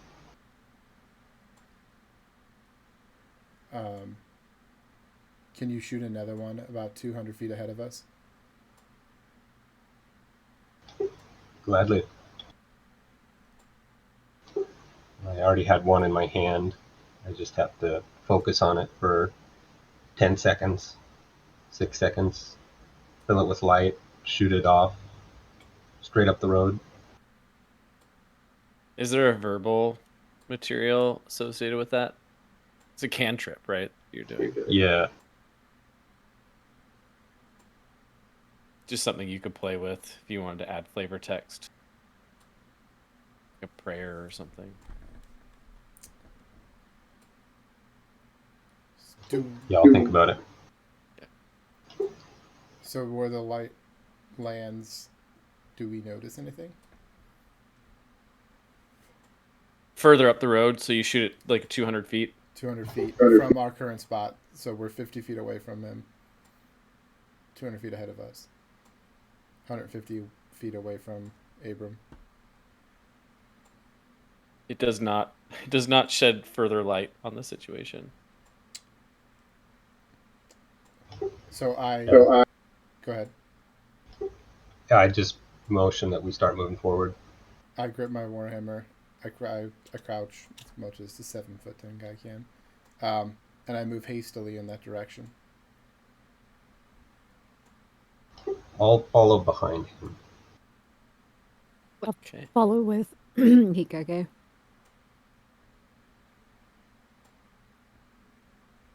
So Us in you're the all, back continue going, but we're still going very slowly. Athena wants them to interact with whatever they're interacting with before the cart ends up catching up with them.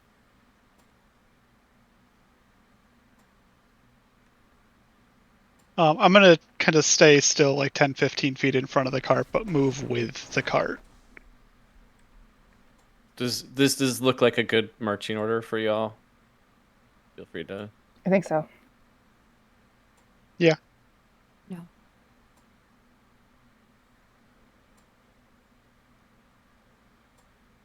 As you get about, is there like a position that you wanted to stop at, like distance or? To me, my concern is watching ahead, but getting to Abram as fast as possible. So I would continue going unless something moved that I perceived. Okay. As you get about 10 feet away from Abram, you can start to make out the details in the scene before you. The arrows protruding from the horses as well as his body are very distinct, handcrafted arrows. A huntsman like yourself would take notice of this. They're very crudely made arrows and are they're what are they called, like the flights are made of like a dark black feather. The fletching. The fletching, thank you. Probably of a crow or raven, some form of common bird. They're mangy and seem to have been used multiple times. And you also notice that there is signs of a struggle in the mud on the road. Definite streams of blood and drag marks through it. It hasn't rained recently, but it is autumn, so like everything's a little bit like dank and moist. So it definitely makes those impressions a lot easier to spot. But at this time, like the sun's starting to crest the horizon, and a subtle like dewish fog is starting to settle into the area, making it feel fairly eerie. And like as like the coral sky starts to color everything in that warm sunset light, you start to hear Abram calling out as he sees you. You can't necessarily understand what he's saying as his voice is very hushed and very close to death.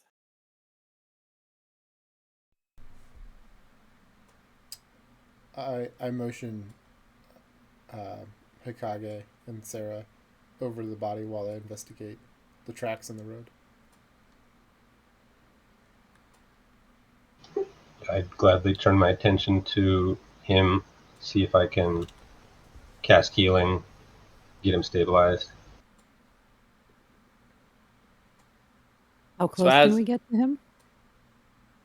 so as you ascend on the bodies, You said you bodies.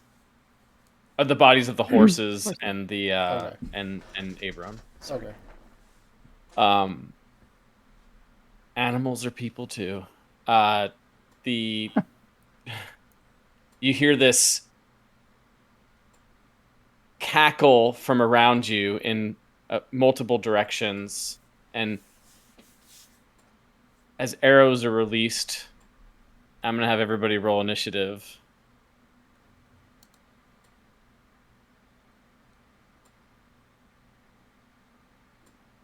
Sorry, I rolled really good for a stealth check. Wait, where is that? So on the character sheet, there's right next to the skills, kind of toward the top, it says initiative. You can just click on the plus, whatever it has for you. Oh.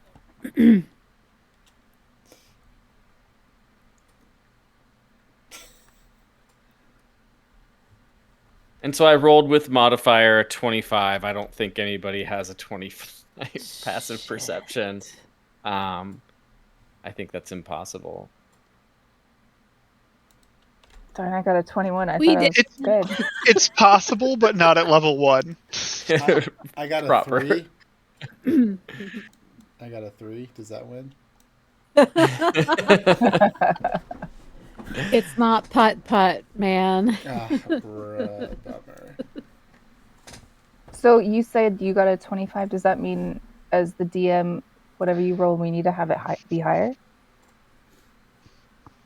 So I rolled it in secret because typically I'll roll my rolls just in the channel, but when it's a stealth check, that kind of gives it away that like, oh, the DM's doing something. So in that case, I like to roll in public because I think that I never fudge die rolls. I mean, as a DM, you don't have to show any of your rolls, really. Yeah, you can do I whatever the don't. hell you I don't. want. No, but like, I like trust you. going with the roll. I go with the roll.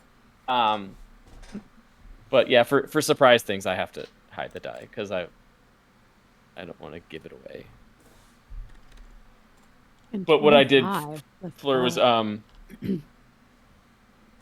so the way that stealth works, because this will come up again and again, and also for you all, if you're trying to sneak into something, when you roll a stealth check, you're trying to roll above the passive perception of those that you're trying not to be noticed by.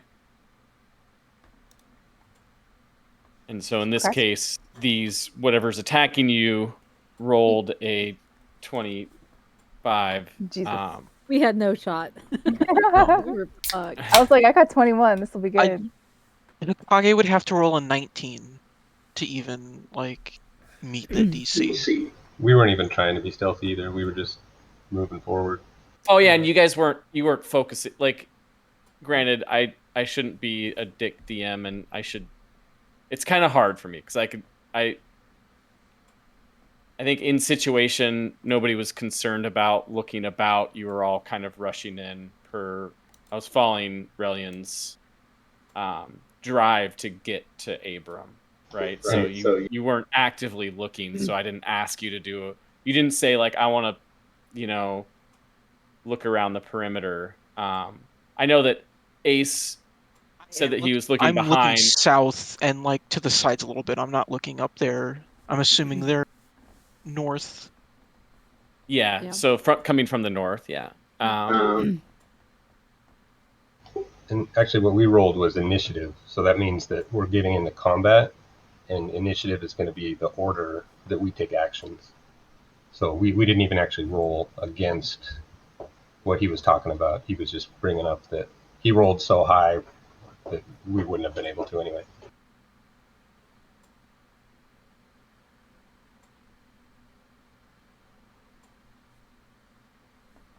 Yeah, sorry.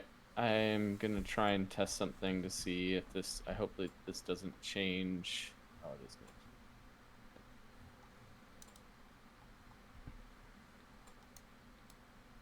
The one downside of Owlbear Rodeo is it's really hard for me to do things behind the scenes because it's basically just like a shared screen. We can like just not look at it while you work on it. No, there's a way I can do it. It's just I have to like. There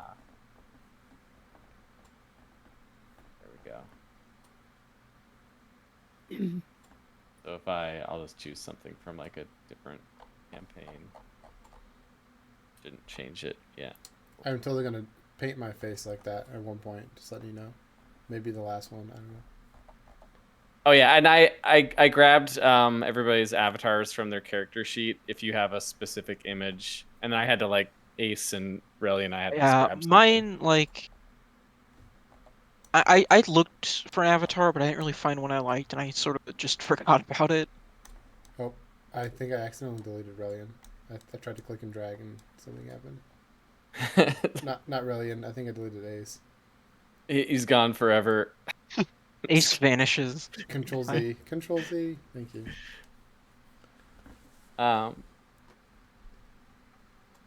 Okay, and then on top of that, the enemies are getting to jump on you all, so they're gonna get one attack. So that it's like a surprise attack.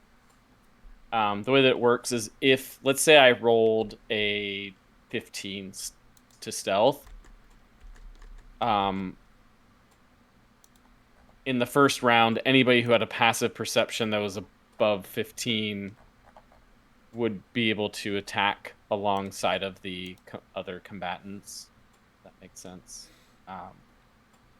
When it'll make more sense in the situation, I think.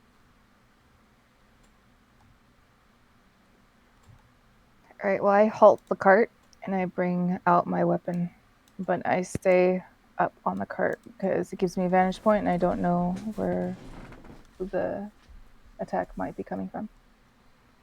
Yeah, give me a sec. Oops. I have to translate your. So, I'm positioning you all exactly how, or as close as I can to how your marching order was.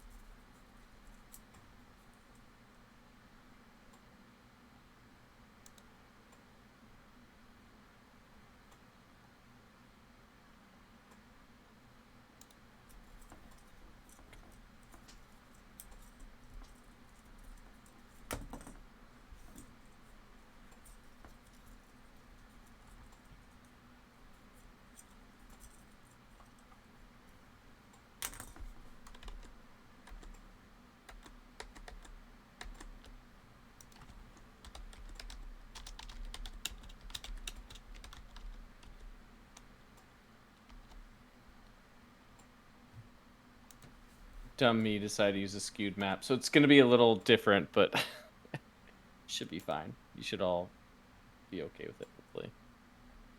Tell me if you're not.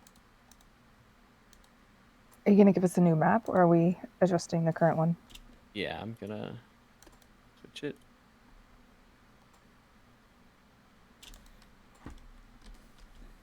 Ooh. Yay, technology.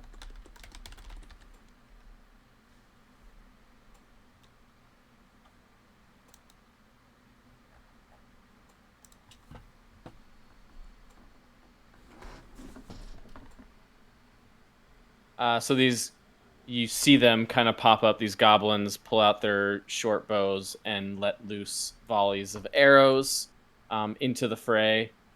The first goblin is going to roll. Crap.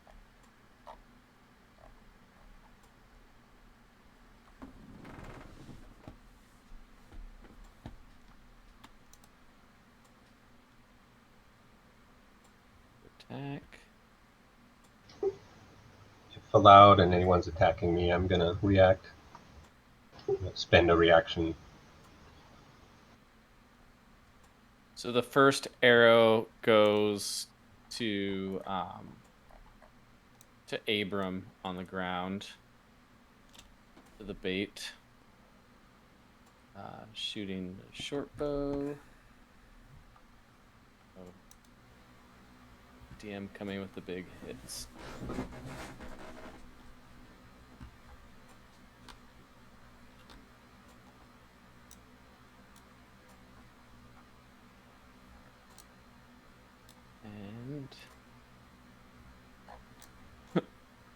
And 3 damage is enough. He is now unconscious. And the second goblin.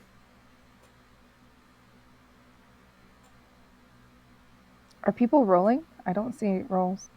Oh, is it not going through? Sorry. I'm rolling to myself. You're doing it through D&D Beyond, right? Yeah, but I didn't Okay. mark it to the group. Sorry. So he rolled. The first goblin rolled a 19 plus 4 to hit and got 23 and hit Abram for. But then he rolled a 1 for damage. So with the modifier of 2, got 3 damage. Abram had the equivalent of 1 hit point and is now unconscious with an additional arrow stabbing through his armor into his chest on the ground. Goblins have no honor. Can we assume Goblin 1 is Goblin A? Or yeah, sorry, Goblin A. Okay. And the second goblin lets a bolt loose into Relian. Opportunistic shot. Okay, hopefully this rolls into the group. Oops, that was a scimitar. Same thing. Plus 4 with a bow for 15. And so we'll compare that against your armor class, which is 14. So he barely hits you with his arrow. Or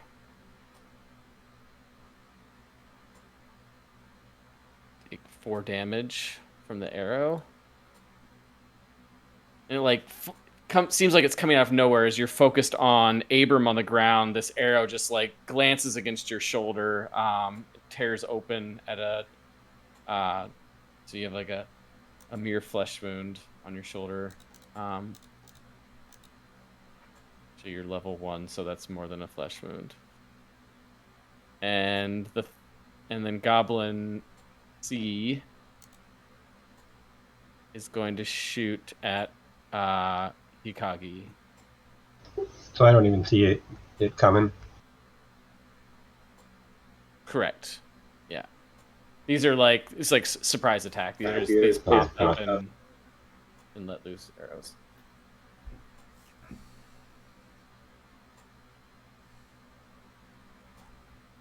I still don't see rolls. You guys still don't see them? No. Yeah. Oh, come on. Do a couple test ones. Okay, I'll re-roll that last one because There you go. There, That was- yeah. Okay. 7. It's a miss. There's no way your armor class is less than 7. Otherwise, you're gonna die. And then Goblin D, the last one, is going to shoot. I think they're all within range. Oh shit! That horse slid real far. Oh, whoa. It shoots the horse and it flies across the trail.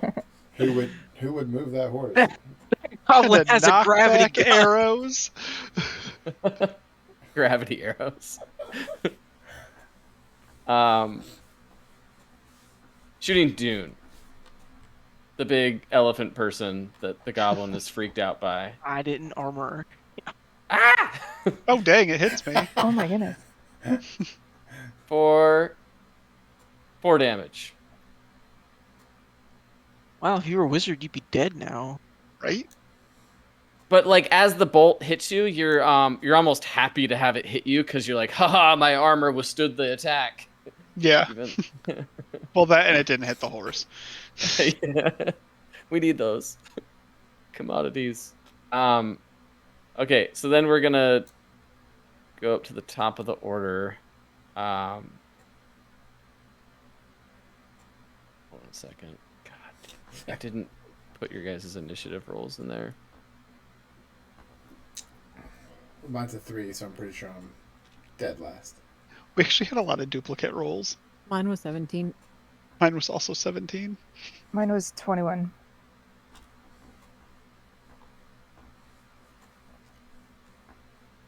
Looks like Hikage Wait. and Athena are 21s. Between the 6 of us, we only rolled 3 different numbers. Yeah. That's pretty funny. Definitely a scam. Relian, what was your roll again? 3, 3. pretty high. And Ace, what was yours? 3. 3. Okay. Well, that worked. Okay, thank you for being patient with me.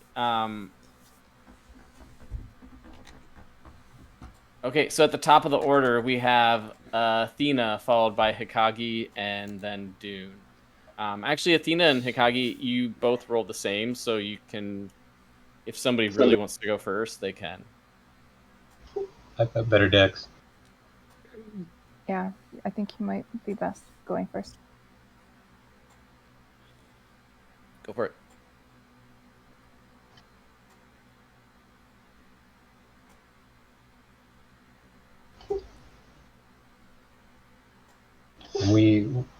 There are 4 goblins. Yes. 4 goblins, yep. I'm going to. Wait, where's the fourth one? I only see 3 on the map. There's one on the far right too. In Oh, really? the hills. Maybe I need to. Oh, okay. I needed to make it wider. Sorry. Go ahead. So I can do a 1 reaction, 1 bonus action, and 1 action if I am capable, right? 1 action, 1 bonus action, and 1 reaction. Is what Yes. you're allowed per turn. So I'm gonna do. I'm gonna spend a bonus action to cast Healing Word on Abram. Okay. You're gonna stabilize him.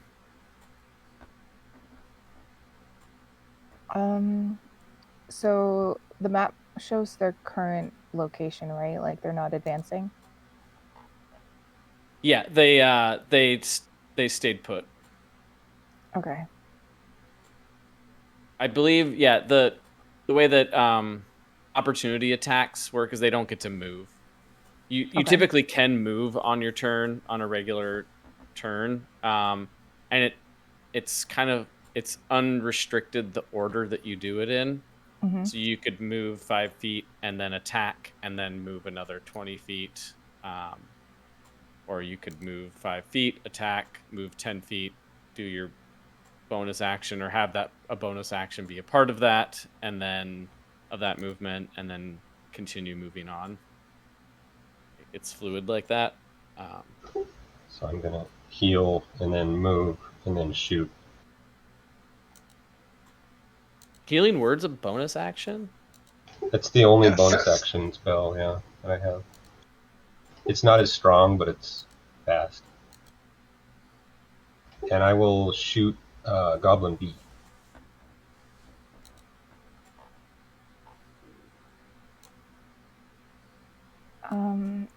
In terms of order, Goblin A is on the right, B is in the middle, C is on the top, and D is on the left.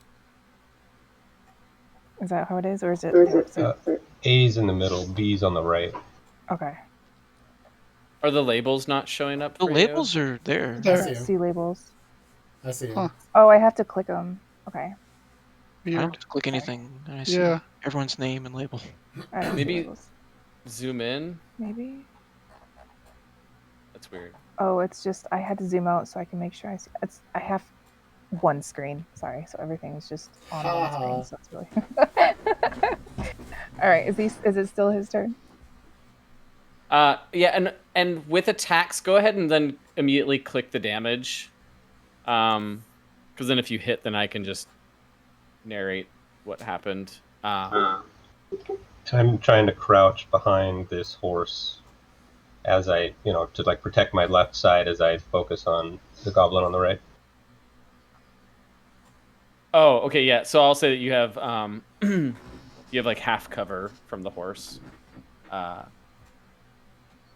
the 3-tier left flank. Goblin B takes an arrow from Hikage and lights it up for 6 damage. Goblin B looks really bad as this arrow like plunges into its neck and it's just like gushing blood all over the place, and it's looking down at itself wondering why it did what it did. You got some guilt out of that, Goblin.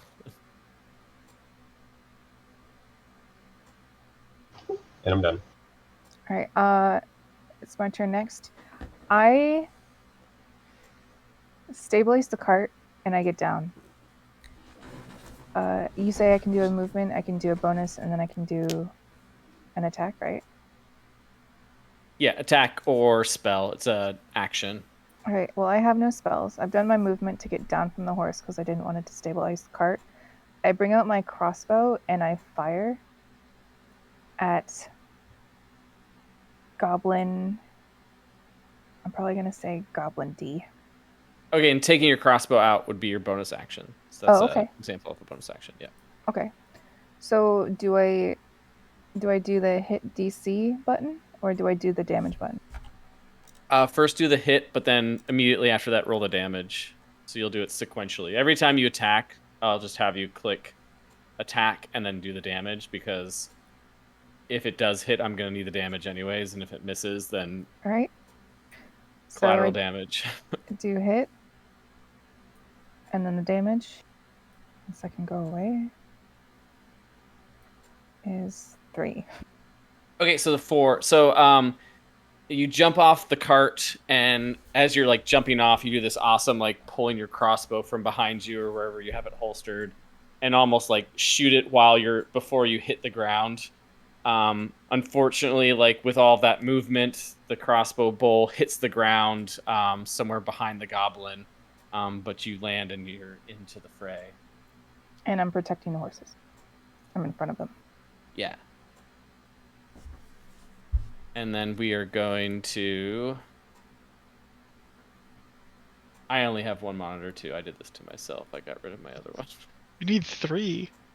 I actually have 3. I've been contemplating plugging my third one in.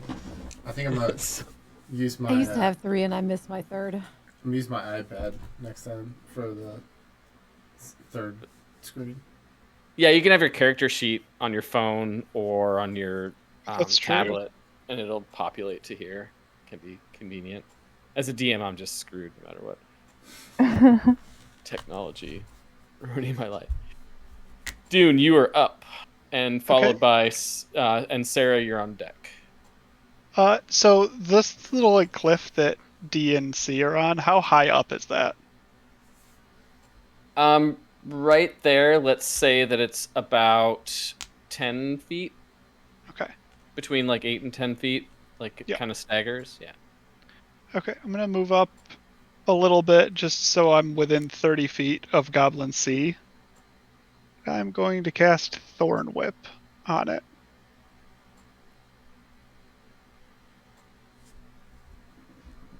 Did it not click the damage? Oh, there it goes. Well, that'll do. And I'm going to pull it off the cliff. Oh, does it grapple it? Yes. It can move any large or smaller creature 10 feet closer to me. Okay. And falling damage from 10 feet is a D6, right? Yes. Let's just go with it. Yeah. Oh, dang. Hey, you rolled another 6. Yeah. Okay, yeah. So Goblin C,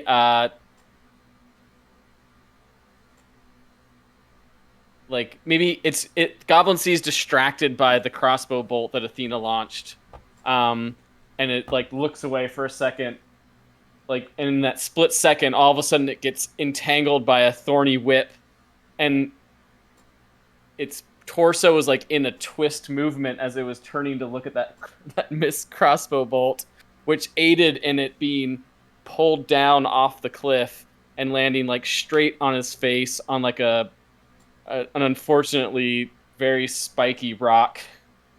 And Goblin C transitions to the next plane. All right. Orb Any- is such a good cantrip.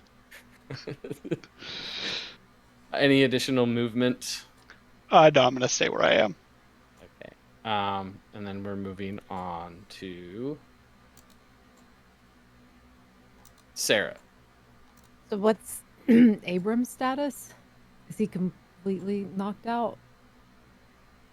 Yes, he. No, he is stabilized, which means that he is no longer bleeding out and has 1 hit point. He got healed though, didn't he? Yeah, but he was knocked out. Yeah, but I think that he should get what? Did you roll for the heal? Yeah, I healed 7. Oh, okay, yeah. So he's up to 7 hit points. So he's like shaking his head, still on the ground. Yeah. So I'm gonna move toward Abram and use healing hands.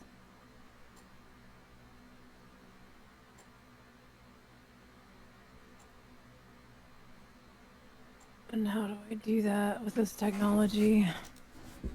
Click the spells pivot next to actions. Got it. And then there should be like a cast button next to the spell.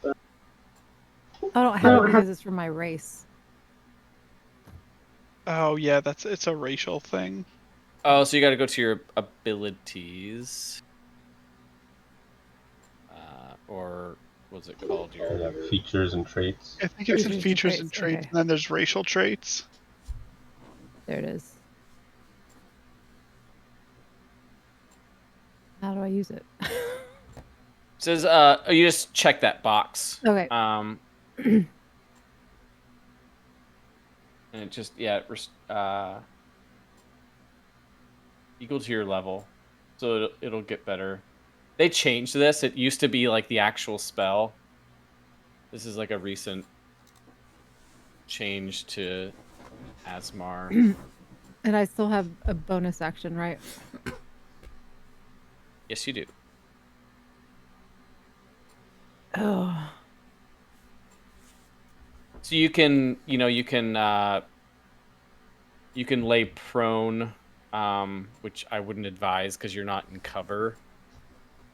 What else could you do? You could Laying prone in the open against ranged That's a is terrible a idea. decent. Actually, no, it's good because ranged attacks have disadvantage on prone targets. Yeah, I'll listen to him. I'll go prone.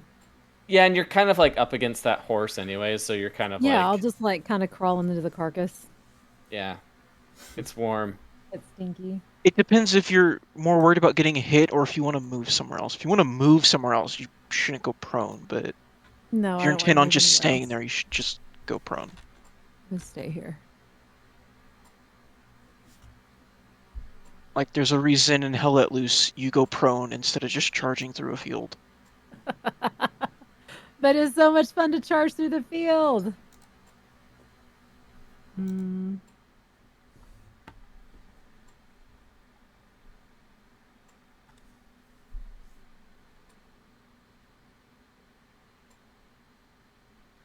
Okay, and so you're laying prone, and now we are up to. Sorry, this is taking forever. We'll get the hang of it. Yeah, it's the goblin's turn. So we get skipped. No, There was It's- a whole it's- round of combat that the goblins got because they surprised you guys, and you Yeah. guys rolled 3s. The Gotcha. goblins rolled a measly 6, but they still get to go ahead of you. Yeah. Okay. You 3 rollers will go right after the goblins, and I always I give mobs the same roll. It's just easier for me to manage to have them all go at the same time. Okay, so Goblin A. That can get dangerous. It can get dangerous. If they Don't start worry. focus firing, though. I'll make sure that I compensate for that potential advantage.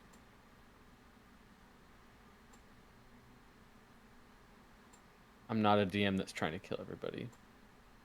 I don't know why it's showing up in play when. It should be showing up in campaign. The rolls. There's like a goblin attacks with a short bow. Goblin attacks with a short bow in Playwin. I don't know. Yeah, I was trying to get the Avre bot to work. We'll figure it out later. I'll Okay. delete it. Yeah, it's Because it's kind of neat. I like that. It just needs to be in campaign. Goblin A.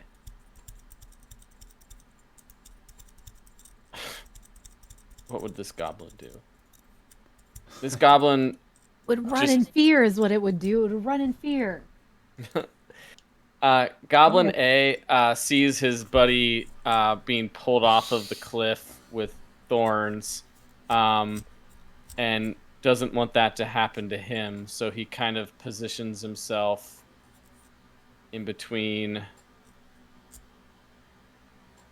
all the people in front of him and where that thorn whip came from, and while he's running, lets loose another shot into Abram in his panic-induced state.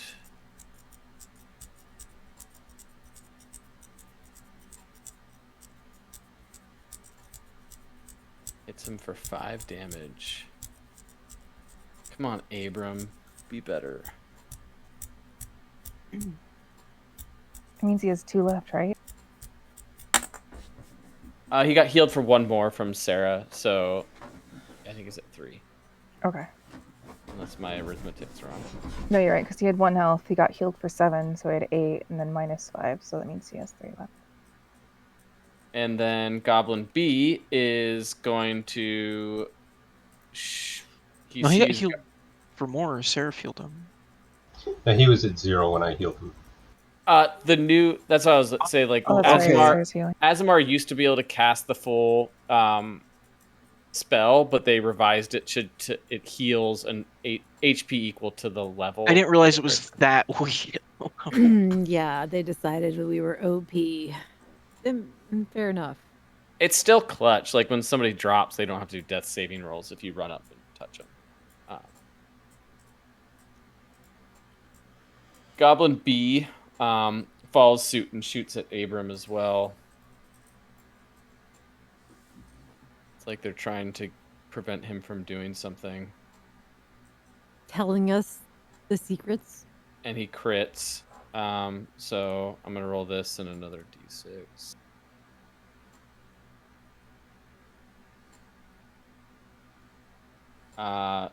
Okay, so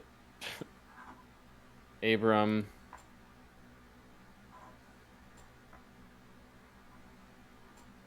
just happened.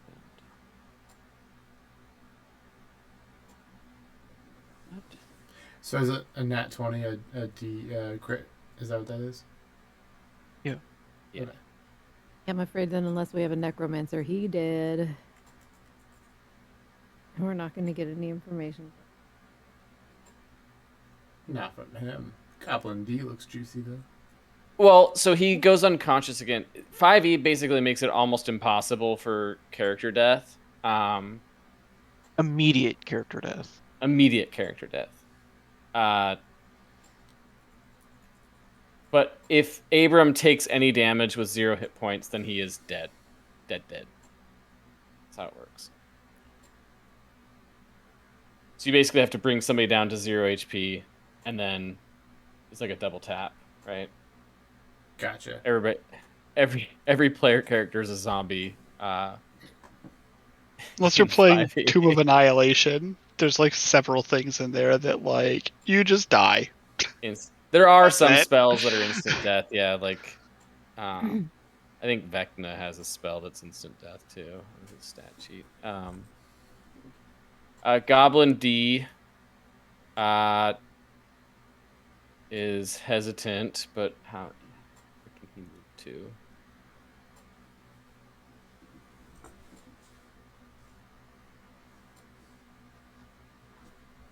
Whoa. And lets go an arrow into the body of Abram, really trying to kill him. Damn. And kills him.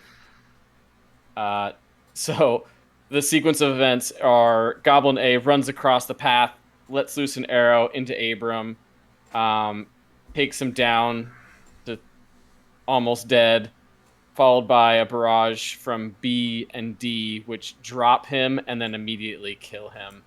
Quack, quack, quack. As he screams out, "No!"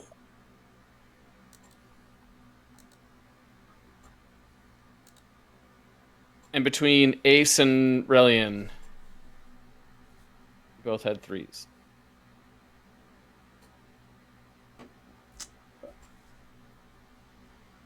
So who goes first? You both can decide. I think that it might prioritize your dex score, so it says Ace is above Relian.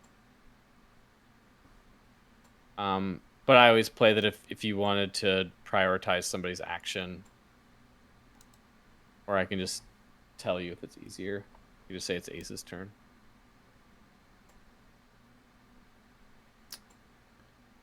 Yeah, so that's fine. Whatever. I'm confused. Okay, Ace is up. Relian, you're on deck. I'm gonna move. Oh.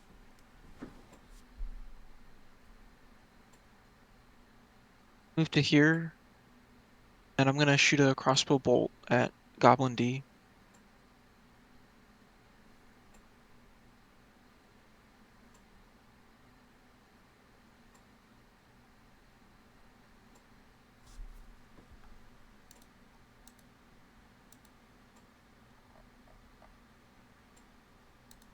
And that... Wait.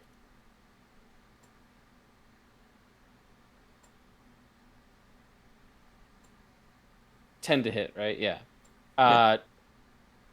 Narrowly, or doesn't narrowly miss, it misses and clanks off the rocks in front of him. And you hear like a subtle mockery chuckle of come down the hillside. Relian, you are up. With my bonus action, can I enter rage first? You absolutely can. Just make sure that you hit something every time when you're Gotcha. raging. Yeah. Actually, he only needs to attack or take Or damage. attack. Yeah. Yeah, sorry. he doesn't necessarily have to hit, but Is movement considered an action? No. Movement is movement. Yep. So theoretically, I can enter my rage, move, and attack. Yep. Correct. Yep. And I already have my weapon out. I pulled it out a few turns ago. You do. Yep. Okay, so I enter my rage. Do I have to click the button in D&D Beyond? Yeah. Because it gives modifiers, and I think D&D Beyond is smart enough to add those modifiers, but we should definitely make sure it's adding them for you. Okay. So what I do then is I enter my rage, being hit in the arm, and watching Abram die. I move close enough into leaping distance, then I do a leaping strike with my Warhammer on Goblin A. Can I get this close? Yes, you can. And then I do a hit check. And so I have actually 2 damage modifiers. I don't know what those mean. It says 1. it depends on if you're using your Warhammer with one hand or with 2 hands. That's what the versatile note is. And the only reason why you would not be using two hands is if you had a shield, basically, or if you were dual wielding. So I don't have two hands right now because I don't have a shield. So I rolled the D10. Is that correct? Yeah, Yeah, because you could yeah. wield swing the warhammer with both hands. Okay. That's the perfect like rage moment that I've ever seen. Rillian's leading the charge up the battlefield, and dude that you're trying to save dies, and you rage out and want to smash green people.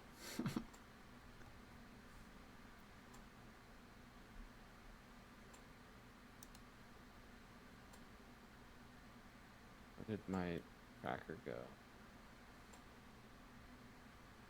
Oh. So that added 6 to your hit. I think that is including your rage modifier, right?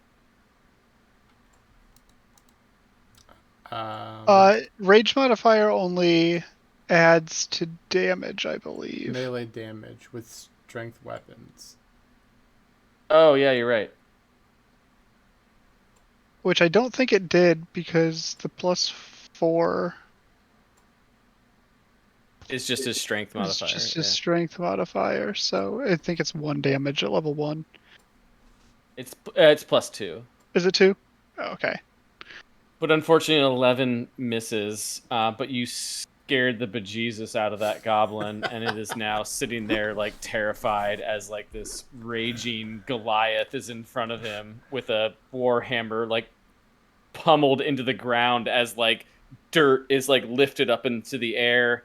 As we go over to the next combatant, which is the top of the order, back to Athena. Oh, Hikage. Or Hikage.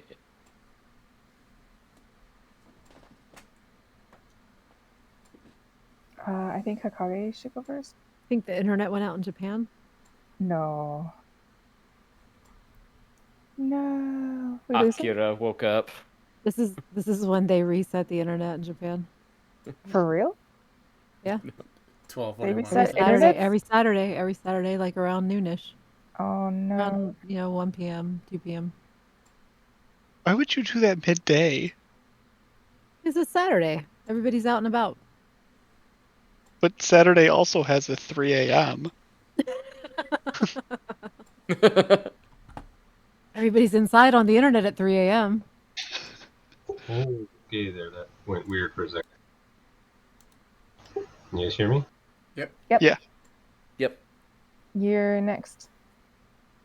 And then I'm after you. I'm not sure he's fully back. It's still weird. Oh, he left again. That's right. Oh no, he's here.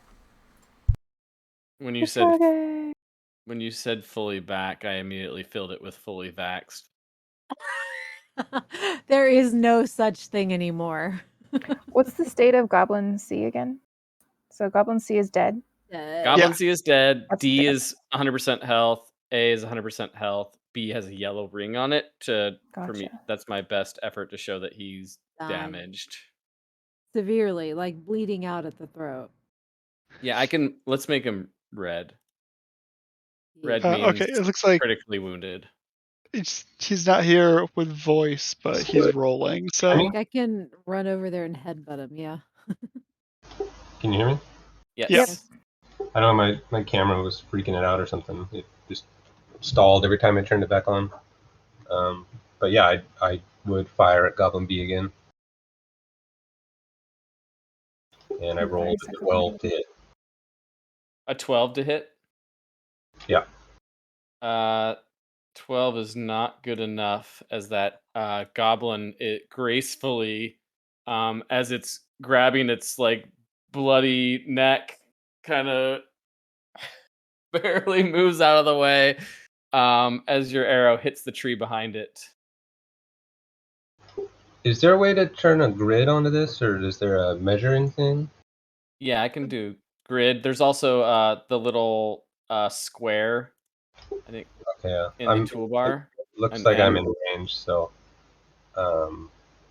You're 30 feet, yeah. Yeah. Yeah, I'll just stay here though. I'm done. Okay. Sarah, you're up. Oh, I'm up. Oh, sorry. Yeah, Athena, you're up. Oh, girls look the same. I'm considering. Lies.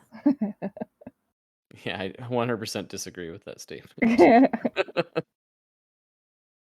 I'm considering They because might all look tasty, but they look different. my concern is that D is fresh and wanting to go after them, and A is right in the thick of it, and Sarah is vulnerable. Akagi's behind Bade, but Raylan is vulnerable to D, even though he's attacking A. It's Relian. Aurelian, oh my god, I'm sorry.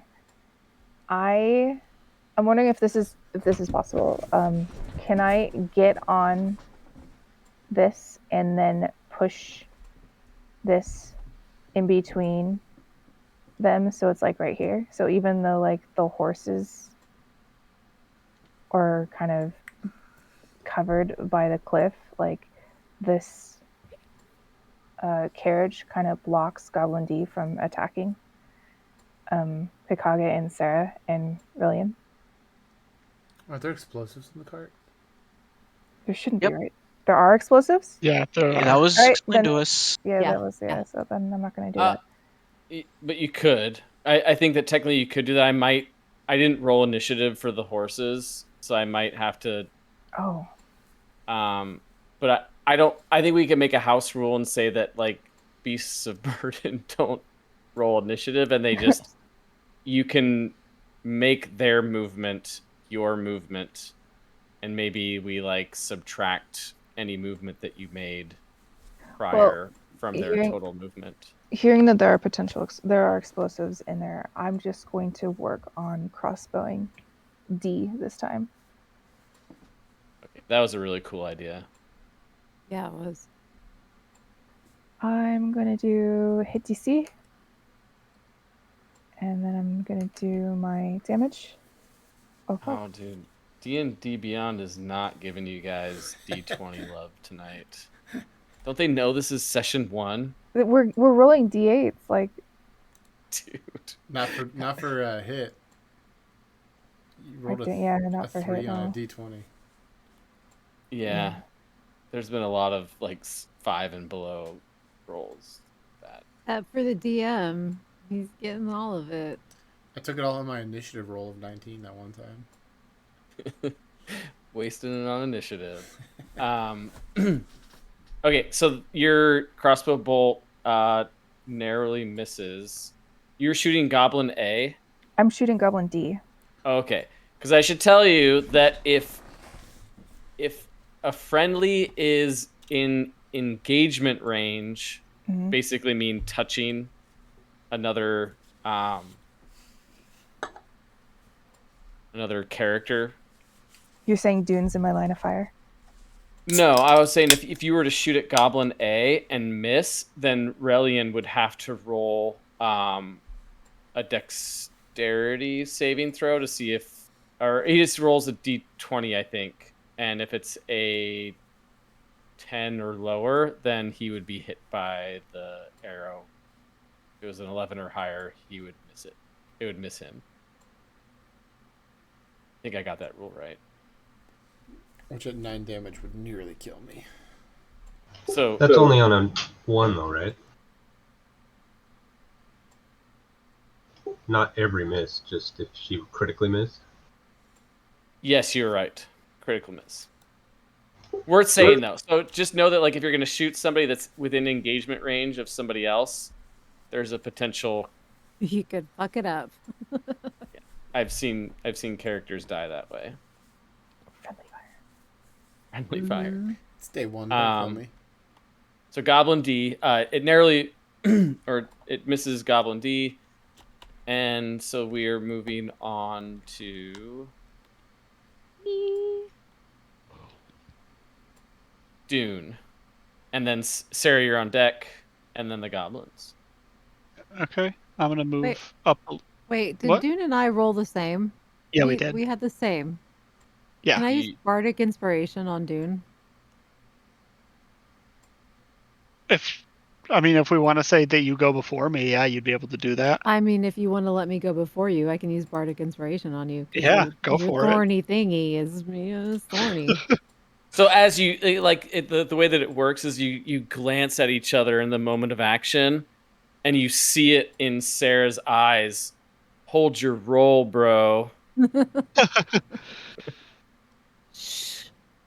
Knock it off. Damn it, how do I do this here? Action, bonus action.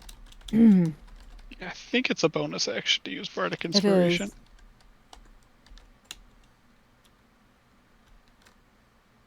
Yep. And then Bonus what? action.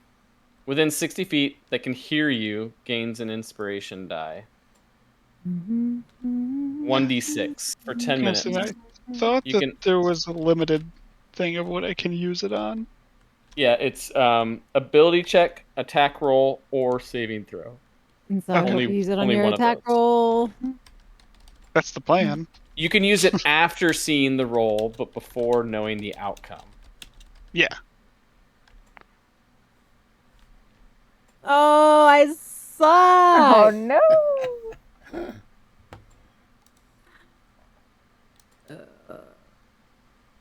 No, you don't have to roll. It's Yeah, just no, I yeah. don't? I'll, Okay, I'll cool. I'll roll if I decide to use Yeah. use it. Use it? Okay. Yeah. But Sarah, you get to. What do you say to Dune? I hummed to it. Oh, okay. It was a hum.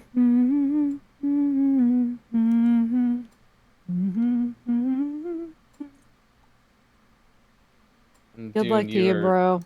Full of inspiration right now. Bursting at the seams. So inspired. That's a bonus action, so you still have your action and movement, Sarah. Yeah, I'm gonna get the fuck out of there. Ugh, where am I gonna go?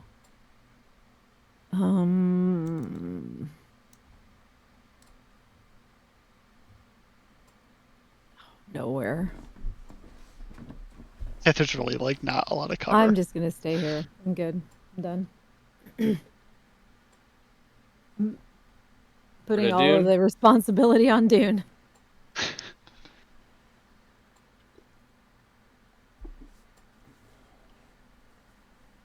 You're up, You Dune. could do it. You could do a ranged attack if you wanted,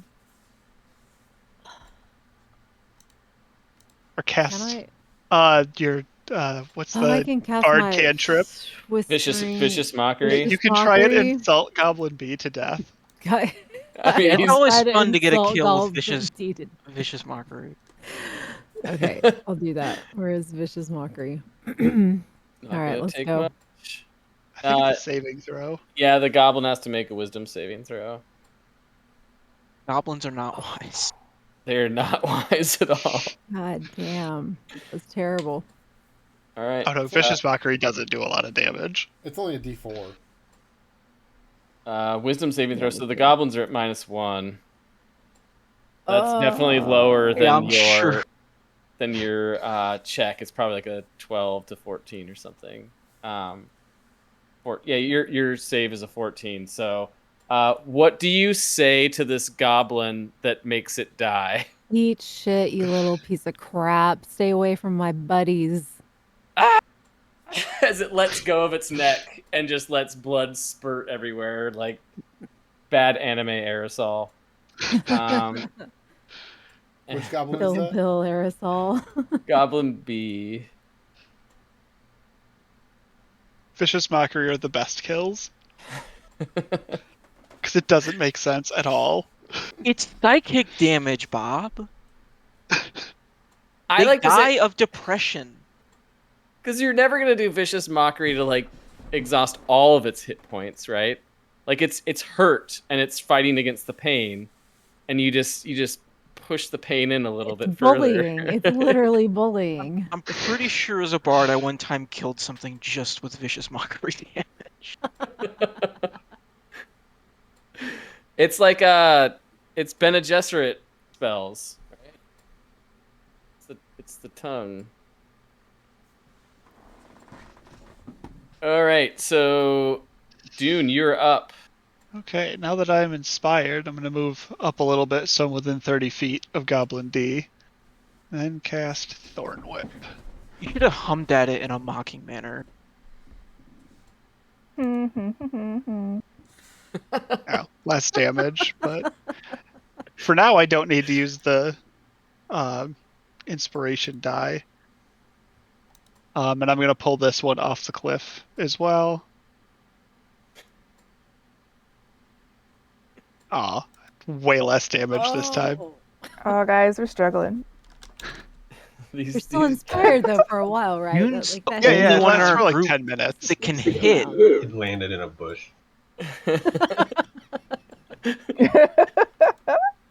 Hey, it did 1 extra damage. Guys, we're Yeah, like- professional, I swear.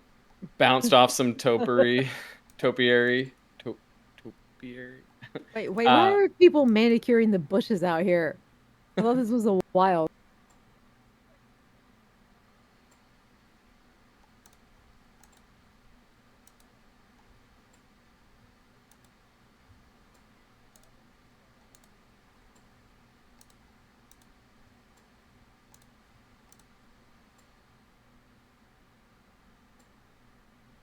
Best part about Thorn Whip is it's a ranged melee attack, so if I'm within 5 feet, I can still use it.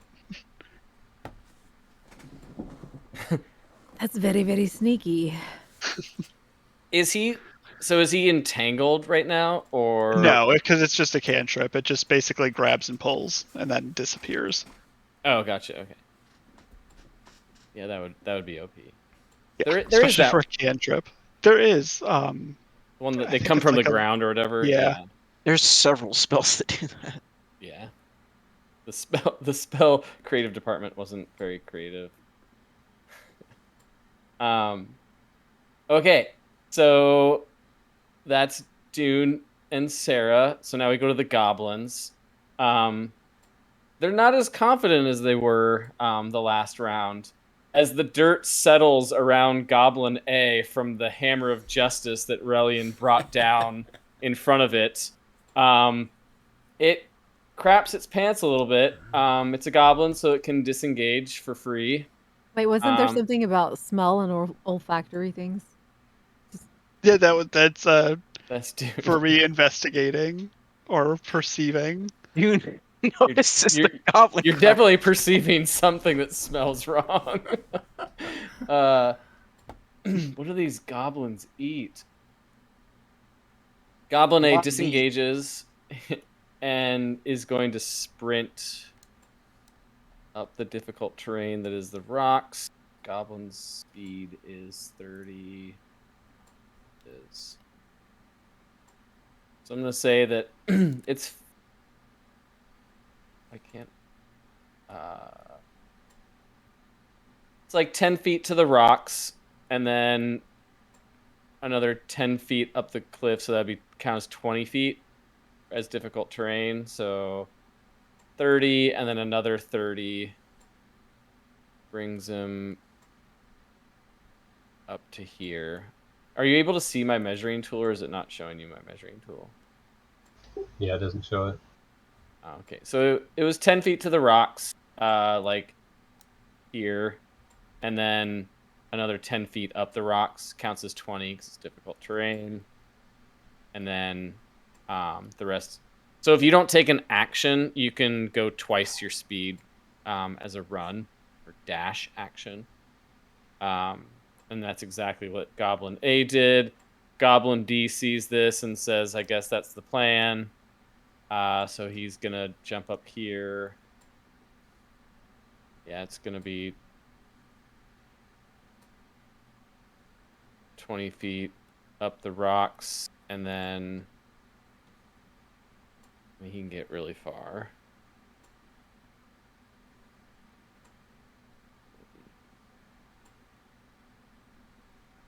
Right to that shadow.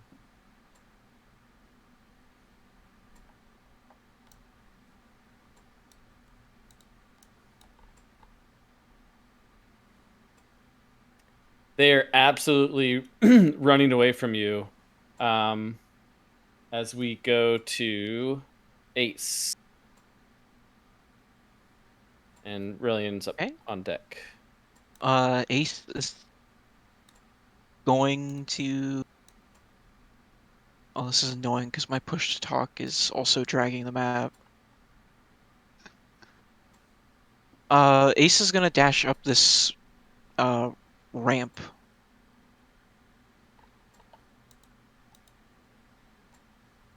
Let's see, it's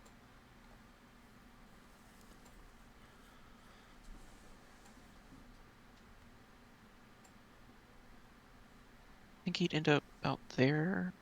60 feet of dash. I think you could go a little bit further than that. Wanted to, like 2 more squares. Stay closer to the rock. So there.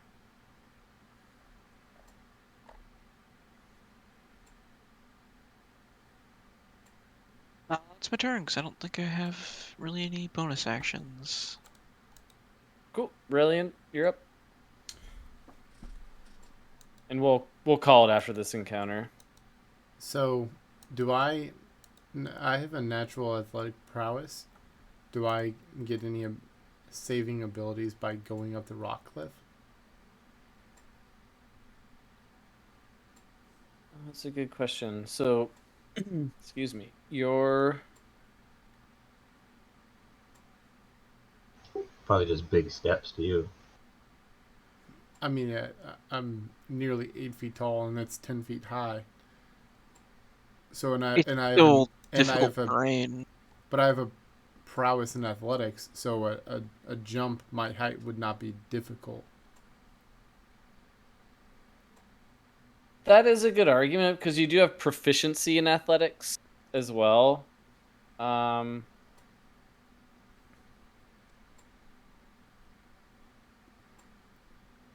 mean, at best, it's a leap. What I'll do is I'll have you do an athletics check to see if it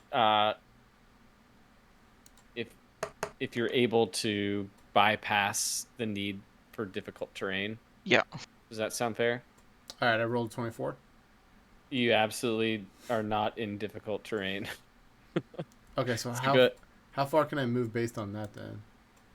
Is that just ignores the difficult terrain? It's just normal movement. Yeah, you can. So you could get to like about here, with. I imagine you have 30 feet of movement.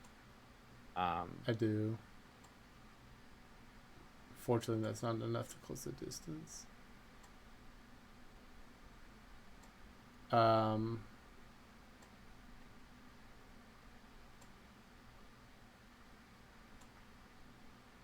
I still move that distance. I'm going to go ahead and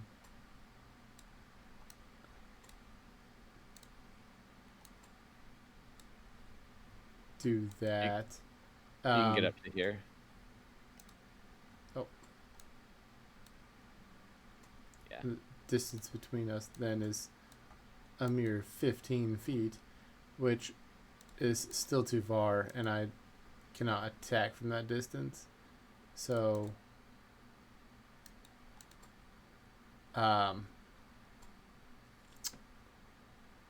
But if you were raging, that's exactly what you'd do, right? You'd chase as far as you could, and exactly. So at this point, I just make a loud sound. I yell at them. I growl very loudly. I yield my warhammer, letting them know that I'm going to chase them down. You do have 4 javelins as a barbarian. It's just something that you get. So you do have. Isn't it an action to take them out? It's a bonus action to take a weapon out. It's an action for some reason to put a weapon away, but you can drop a weapon as a bonus action as well. Okay, so I can take a bonus action to remove the weapon and then throw it. One hand, right?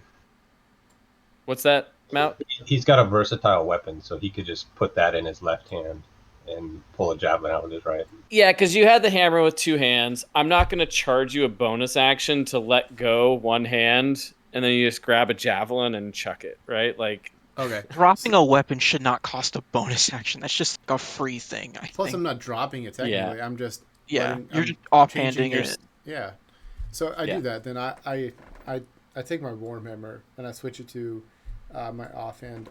I grab a spare javelin while mid stride. I end my run, and I make a really loud, angry grunting sound, and I throw it as hard as I can towards Goblin A. Okay. Did he I hear that? I equipped your javelins because they should have been. I don't know. You might have to refresh your page to see javelins show up in your actions list. Okay, I see it. Okay, And so I'm just going to like- run hit and damage.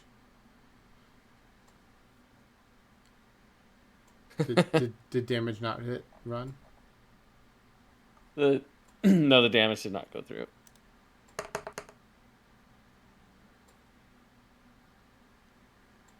This is to which goblin are you attacking? Goblin A. Goblin A. For 6 damage.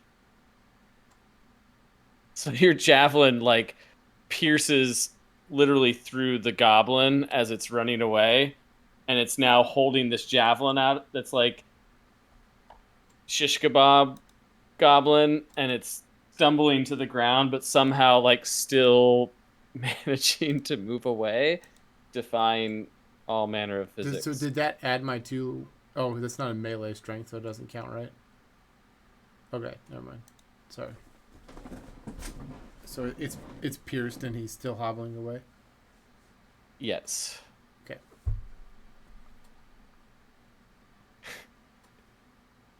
And then we're at the top of the order again.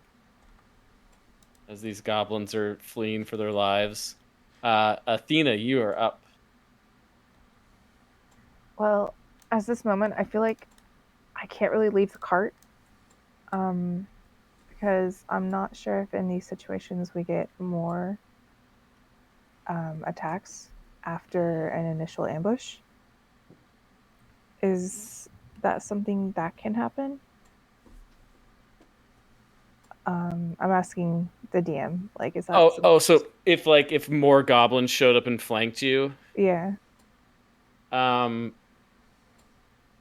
I'm just saying, is that like a possible thing? Does that happen, like conventionally? it could absolutely happen. Okay. Yeah. Alright, then I feel like I'm going to stay with the cart. I'm going to... I don't know if I have this movement-wise, but I'm going to... Maybe I don't need to even be on the cart, but I'm going to bring it up to Sarah. Just so that we're close together. Okay. Just like grouped up. Yeah. Good call. I think that's definitely within... Sure.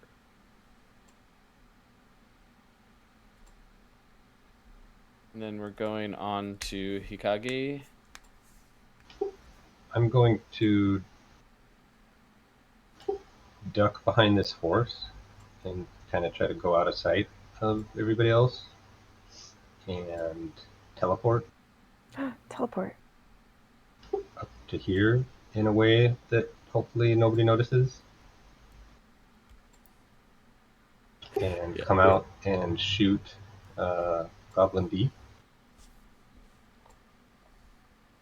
Give me a stealth check. You don't want your compatriots to see you do it? Correct.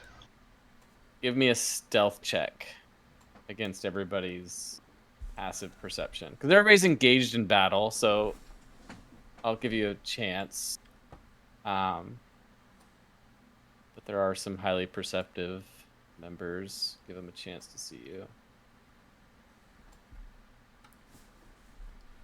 11. Okay, everybody look at your passive perception. If it is greater than 11, you're going to see something. You're going to see something weird. Mine's 13, I notice. Mine is 11. Mine's 14. Well, I'm behind everybody when I do it, though, except for nobody. That is true. I guess only Dune, Athena, and maybe I would give it to Ace too because I mean, you did just like appear in my like periphery, so Well, I have to be able to see it, so I teleported to a rock on the wall and then scaled the last 5 feet of the wall in my head. And I'm raging forward. My perception would be dropped heavily. yeah, you're not even looking in that direction. So 11. So Athena's not Mine is seeing 8, it, so I'm not seeing it. and Dune just barely doesn't see it, and so it'd be whether. So how about we say this, Ace? You're almost certain that you just saw Hikage disappear and reappear, but you're not quite sure. You've seen weirder stuff. Can we leave it at that? Like you're pretty Yeah. sure you saw it, but you're not quite sure. Damn. That goblin's messed up. Fuck him up. yeah, that Oh, goblin is it's dead. smart enough to do the 60 crit feet. damage too. That goblin exploded. Whichever one you hit. Was that A or Yeah, it was B. D. or D? Yeah. Do you want to describe what happens? Yeah, I jumped, like, I landed on a rock, stepped up off another couple, and just put one knee down in the grass, lining my shot up, and shot it right in the back of the head. Dunk.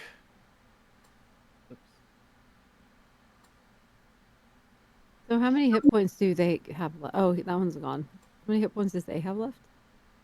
A looks terrible as it's like sauntering away with a javelin sticking through it. He's not doing so hot. Fuck him up, Ace.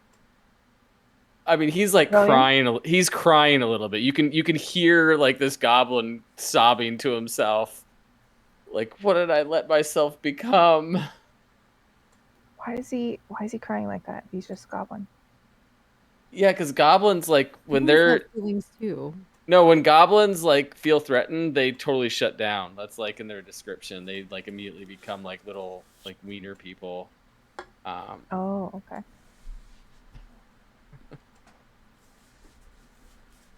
He's not crying, but he's emotionally and physically dying. Plus a javelin through him. Kind of helps. By an enraged barbarian. Okay, where are we in the order? We're to Dune. Dune or Sarah? You're both at 17. You're I'm still already inspired. Fired. You're I'm inspired, yeah. Planning on using that inspiration. Because I'm You, doing something, not reckless, dangerous, but reckless, like 50-50 shot if this is going to work. So were you going to even like do anything, or are you just protecting the cart basically? I'm just gonna hang by the cart, I think. Okay. Yeah, I'm too far for dissonant whispers, so no. Okay. I'm wondering if I stand on the cart, can I at all see Goblin A taking advantage of my 7'8" and standing on top of the cart, however tall that is? Yeah, because I said the wall's 8 to 10 feet, so I would assume the cart. It's a closed top, like wagon, so yeah, you can. You almost have like a straight line of shot. Okay. And I think I'm within 80 feet because I'm going to pull out my light crossbow and then shoot it. Yeah, I'm like exactly 80 feet from Goblin A. It's like you guys planned it. Yeah. Well done, Athena. So I'm going Nailed to it. shoot my crossbow at Goblin A. And I don't know if that hits, so I'm going to roll the Bardic Inspiration die too, which is a D6, right? D6, yes. That's another +4, so it's 18 to hit. 18 definitely hits. 8 damage. And what happens to that poor javelin skewered goblin? So I'd stand on top of the car, aim my crossbow, and then just catch it right in the back of the head as it's running away. Take no prisoners. The last goblin falls to the ground, and as you all realize around you that you successfully drop these goblins, but you also quickly comes to mind that Abram is lying dead in the mud, and all the goblins are dead, and you don't know what happened to the other 2 riders of these horses. Can I search his body? God, I have like 0 intelligence. Yeah, I was actually I was waiting until wanna- combat was over, and I was going to do that. Do we want to wrap up and save that for the beginning of the next session so that it's fresh in our minds? So, Doing time Yeah, checks so 10, it's still 15. so it's still Dune's turn, right? He hasn't finished it. That would have been the end of my turn because I don't have an action left, so I can't really Yeah. do much of anything. Yeah, combat's over. Okay. So don't worry about the battle map at all right now. I'm actually going to change it. so when would I But we retrieve can't search the his body? javelin? No, we can, but it's going to be out of combat. Okay. Yeah, I take away battle maps as soon as the battle's over because I don't want people to be limited by the abstract representation that is a battle map. So when would I Okay, retrieve so I'm just gonna my write javelin? down that next time. This would be when you retrieve your javelin, yeah. After combat. Okay. And arrows and everything, yeah. Y'all don't have to worry about keeping track of munitions retrieval. The only time that I'll call it out, like, is if you're shooting over a crevasse to try and hit a lever or something, or knock something, or cut a rope. You're probably not going to retrieve that. But in a battlefield situation, you can you'll retrieve your arrows or you'll take them off of bodies, right? Like, again, I don't have a fascination with keeping track of stuff like that, but if you do, let me know and we can figure it out. But and similarly to like rations, if it is like a situation where you guys are going to do a really long dungeon crawl, then I might push for it more. But if it's like a one-off encounter like this, then I'm not a stickler. But the big question is, do you all want to stop at this moment and save it for the next session? Because we are at 10:15, and the agreed upon end time was 10. I just want to respect time. I would prefer that personally. Yeah, I'm me too. sleepy. This was Because fun. if we do all that right now, we're gonna forget it and have to reiterate it next session anyway. So. No, I think it's a good stopping point. We have a dead body. Yeah, I was hoping to. Okay, so I should have had lowered expectations regarding the number of encounters we would get through. But does anybody get that reference? But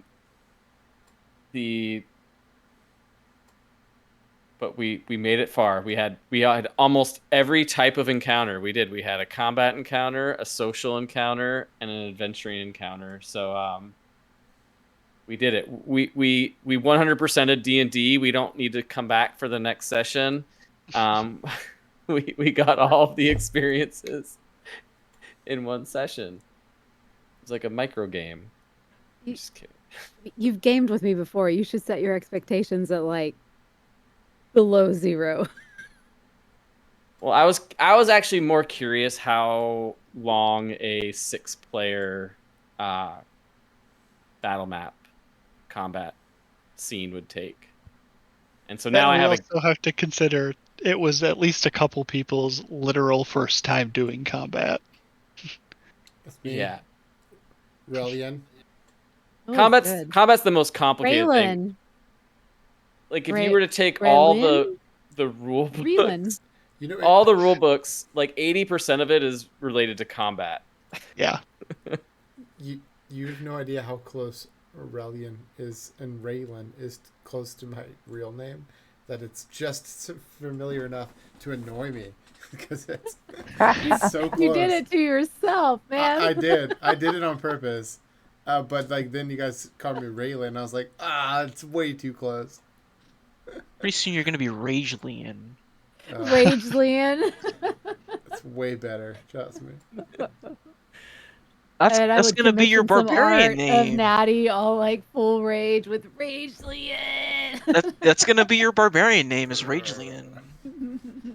I once ran a one shot where like I just named everything common names, and it actually went over really well. Like all of like the the enemies were like Bill and Bob and Susan, and the places were like Springfield and Toledo and like, and everybody remembered everything. Oh my god. It was a miracle.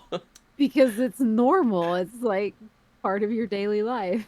And for a one shot, that's worth it because it's Yeah. like, whatever, we're going to be done after this. So just make it easy to remember. Wait, are there Toledos outside of Ohio? There's a Toledo, Texas. Wow. There's a fucking everything in Texas. So we Does have a that count? Springfield and a Toledo. I was just super curious. It's funny. And you have places in New York where there's two different towns named Cortland, but one has a T at the end of it. That's because y'all started by Dutch, man. They're weird. Yeesh. Yeah, humans are weird. If you ever meet a human, run. I do every day. Looking at you, Athena. No, I'm just kidding. Hey. Also, so Athena has a passive wisdom of 8. Oh yeah. You are not a very good bodyguard.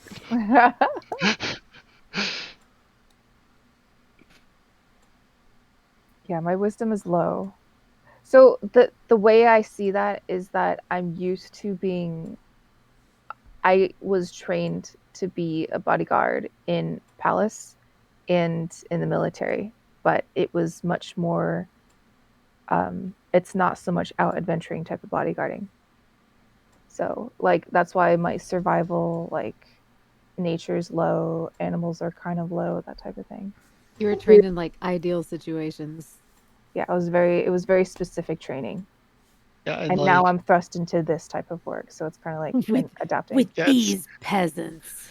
you don't necessarily notice the threat before it happens, but you're very good at defending against it after or while it's happening.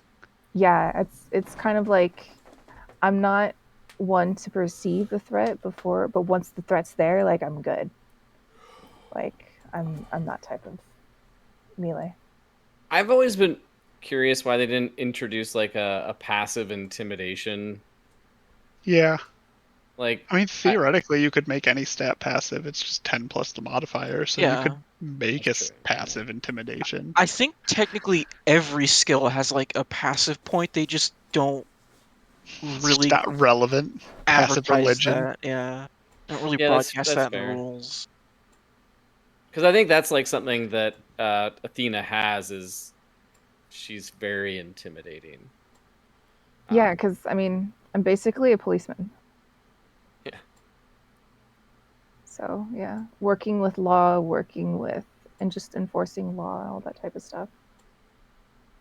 But my charisma's pretty average because I'm used to dealing with lords, and I'm used to dealing with aggressive de-escalation, that type of thing.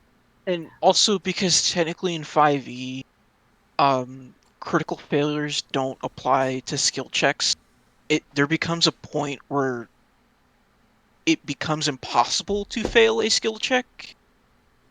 Like if you're a bard with, plus 14 to persuasion, like it'd be really difficult for you to fail a skill check. Yeah, because the Or lowest you persuasion. can roll is 15.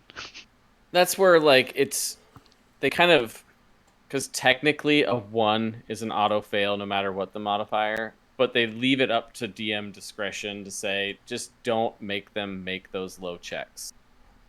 Right? Like if the DC is like like a 10? Rules as written, one rolls of one only failure only applies to attacks. Doesn't apply to skill checks, but it's often a house rule that it does.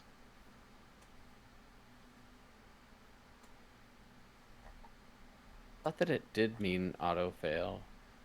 I wonder how Not the for kids skill play check. this game. I wonder how the kids that have only known 5e play this game.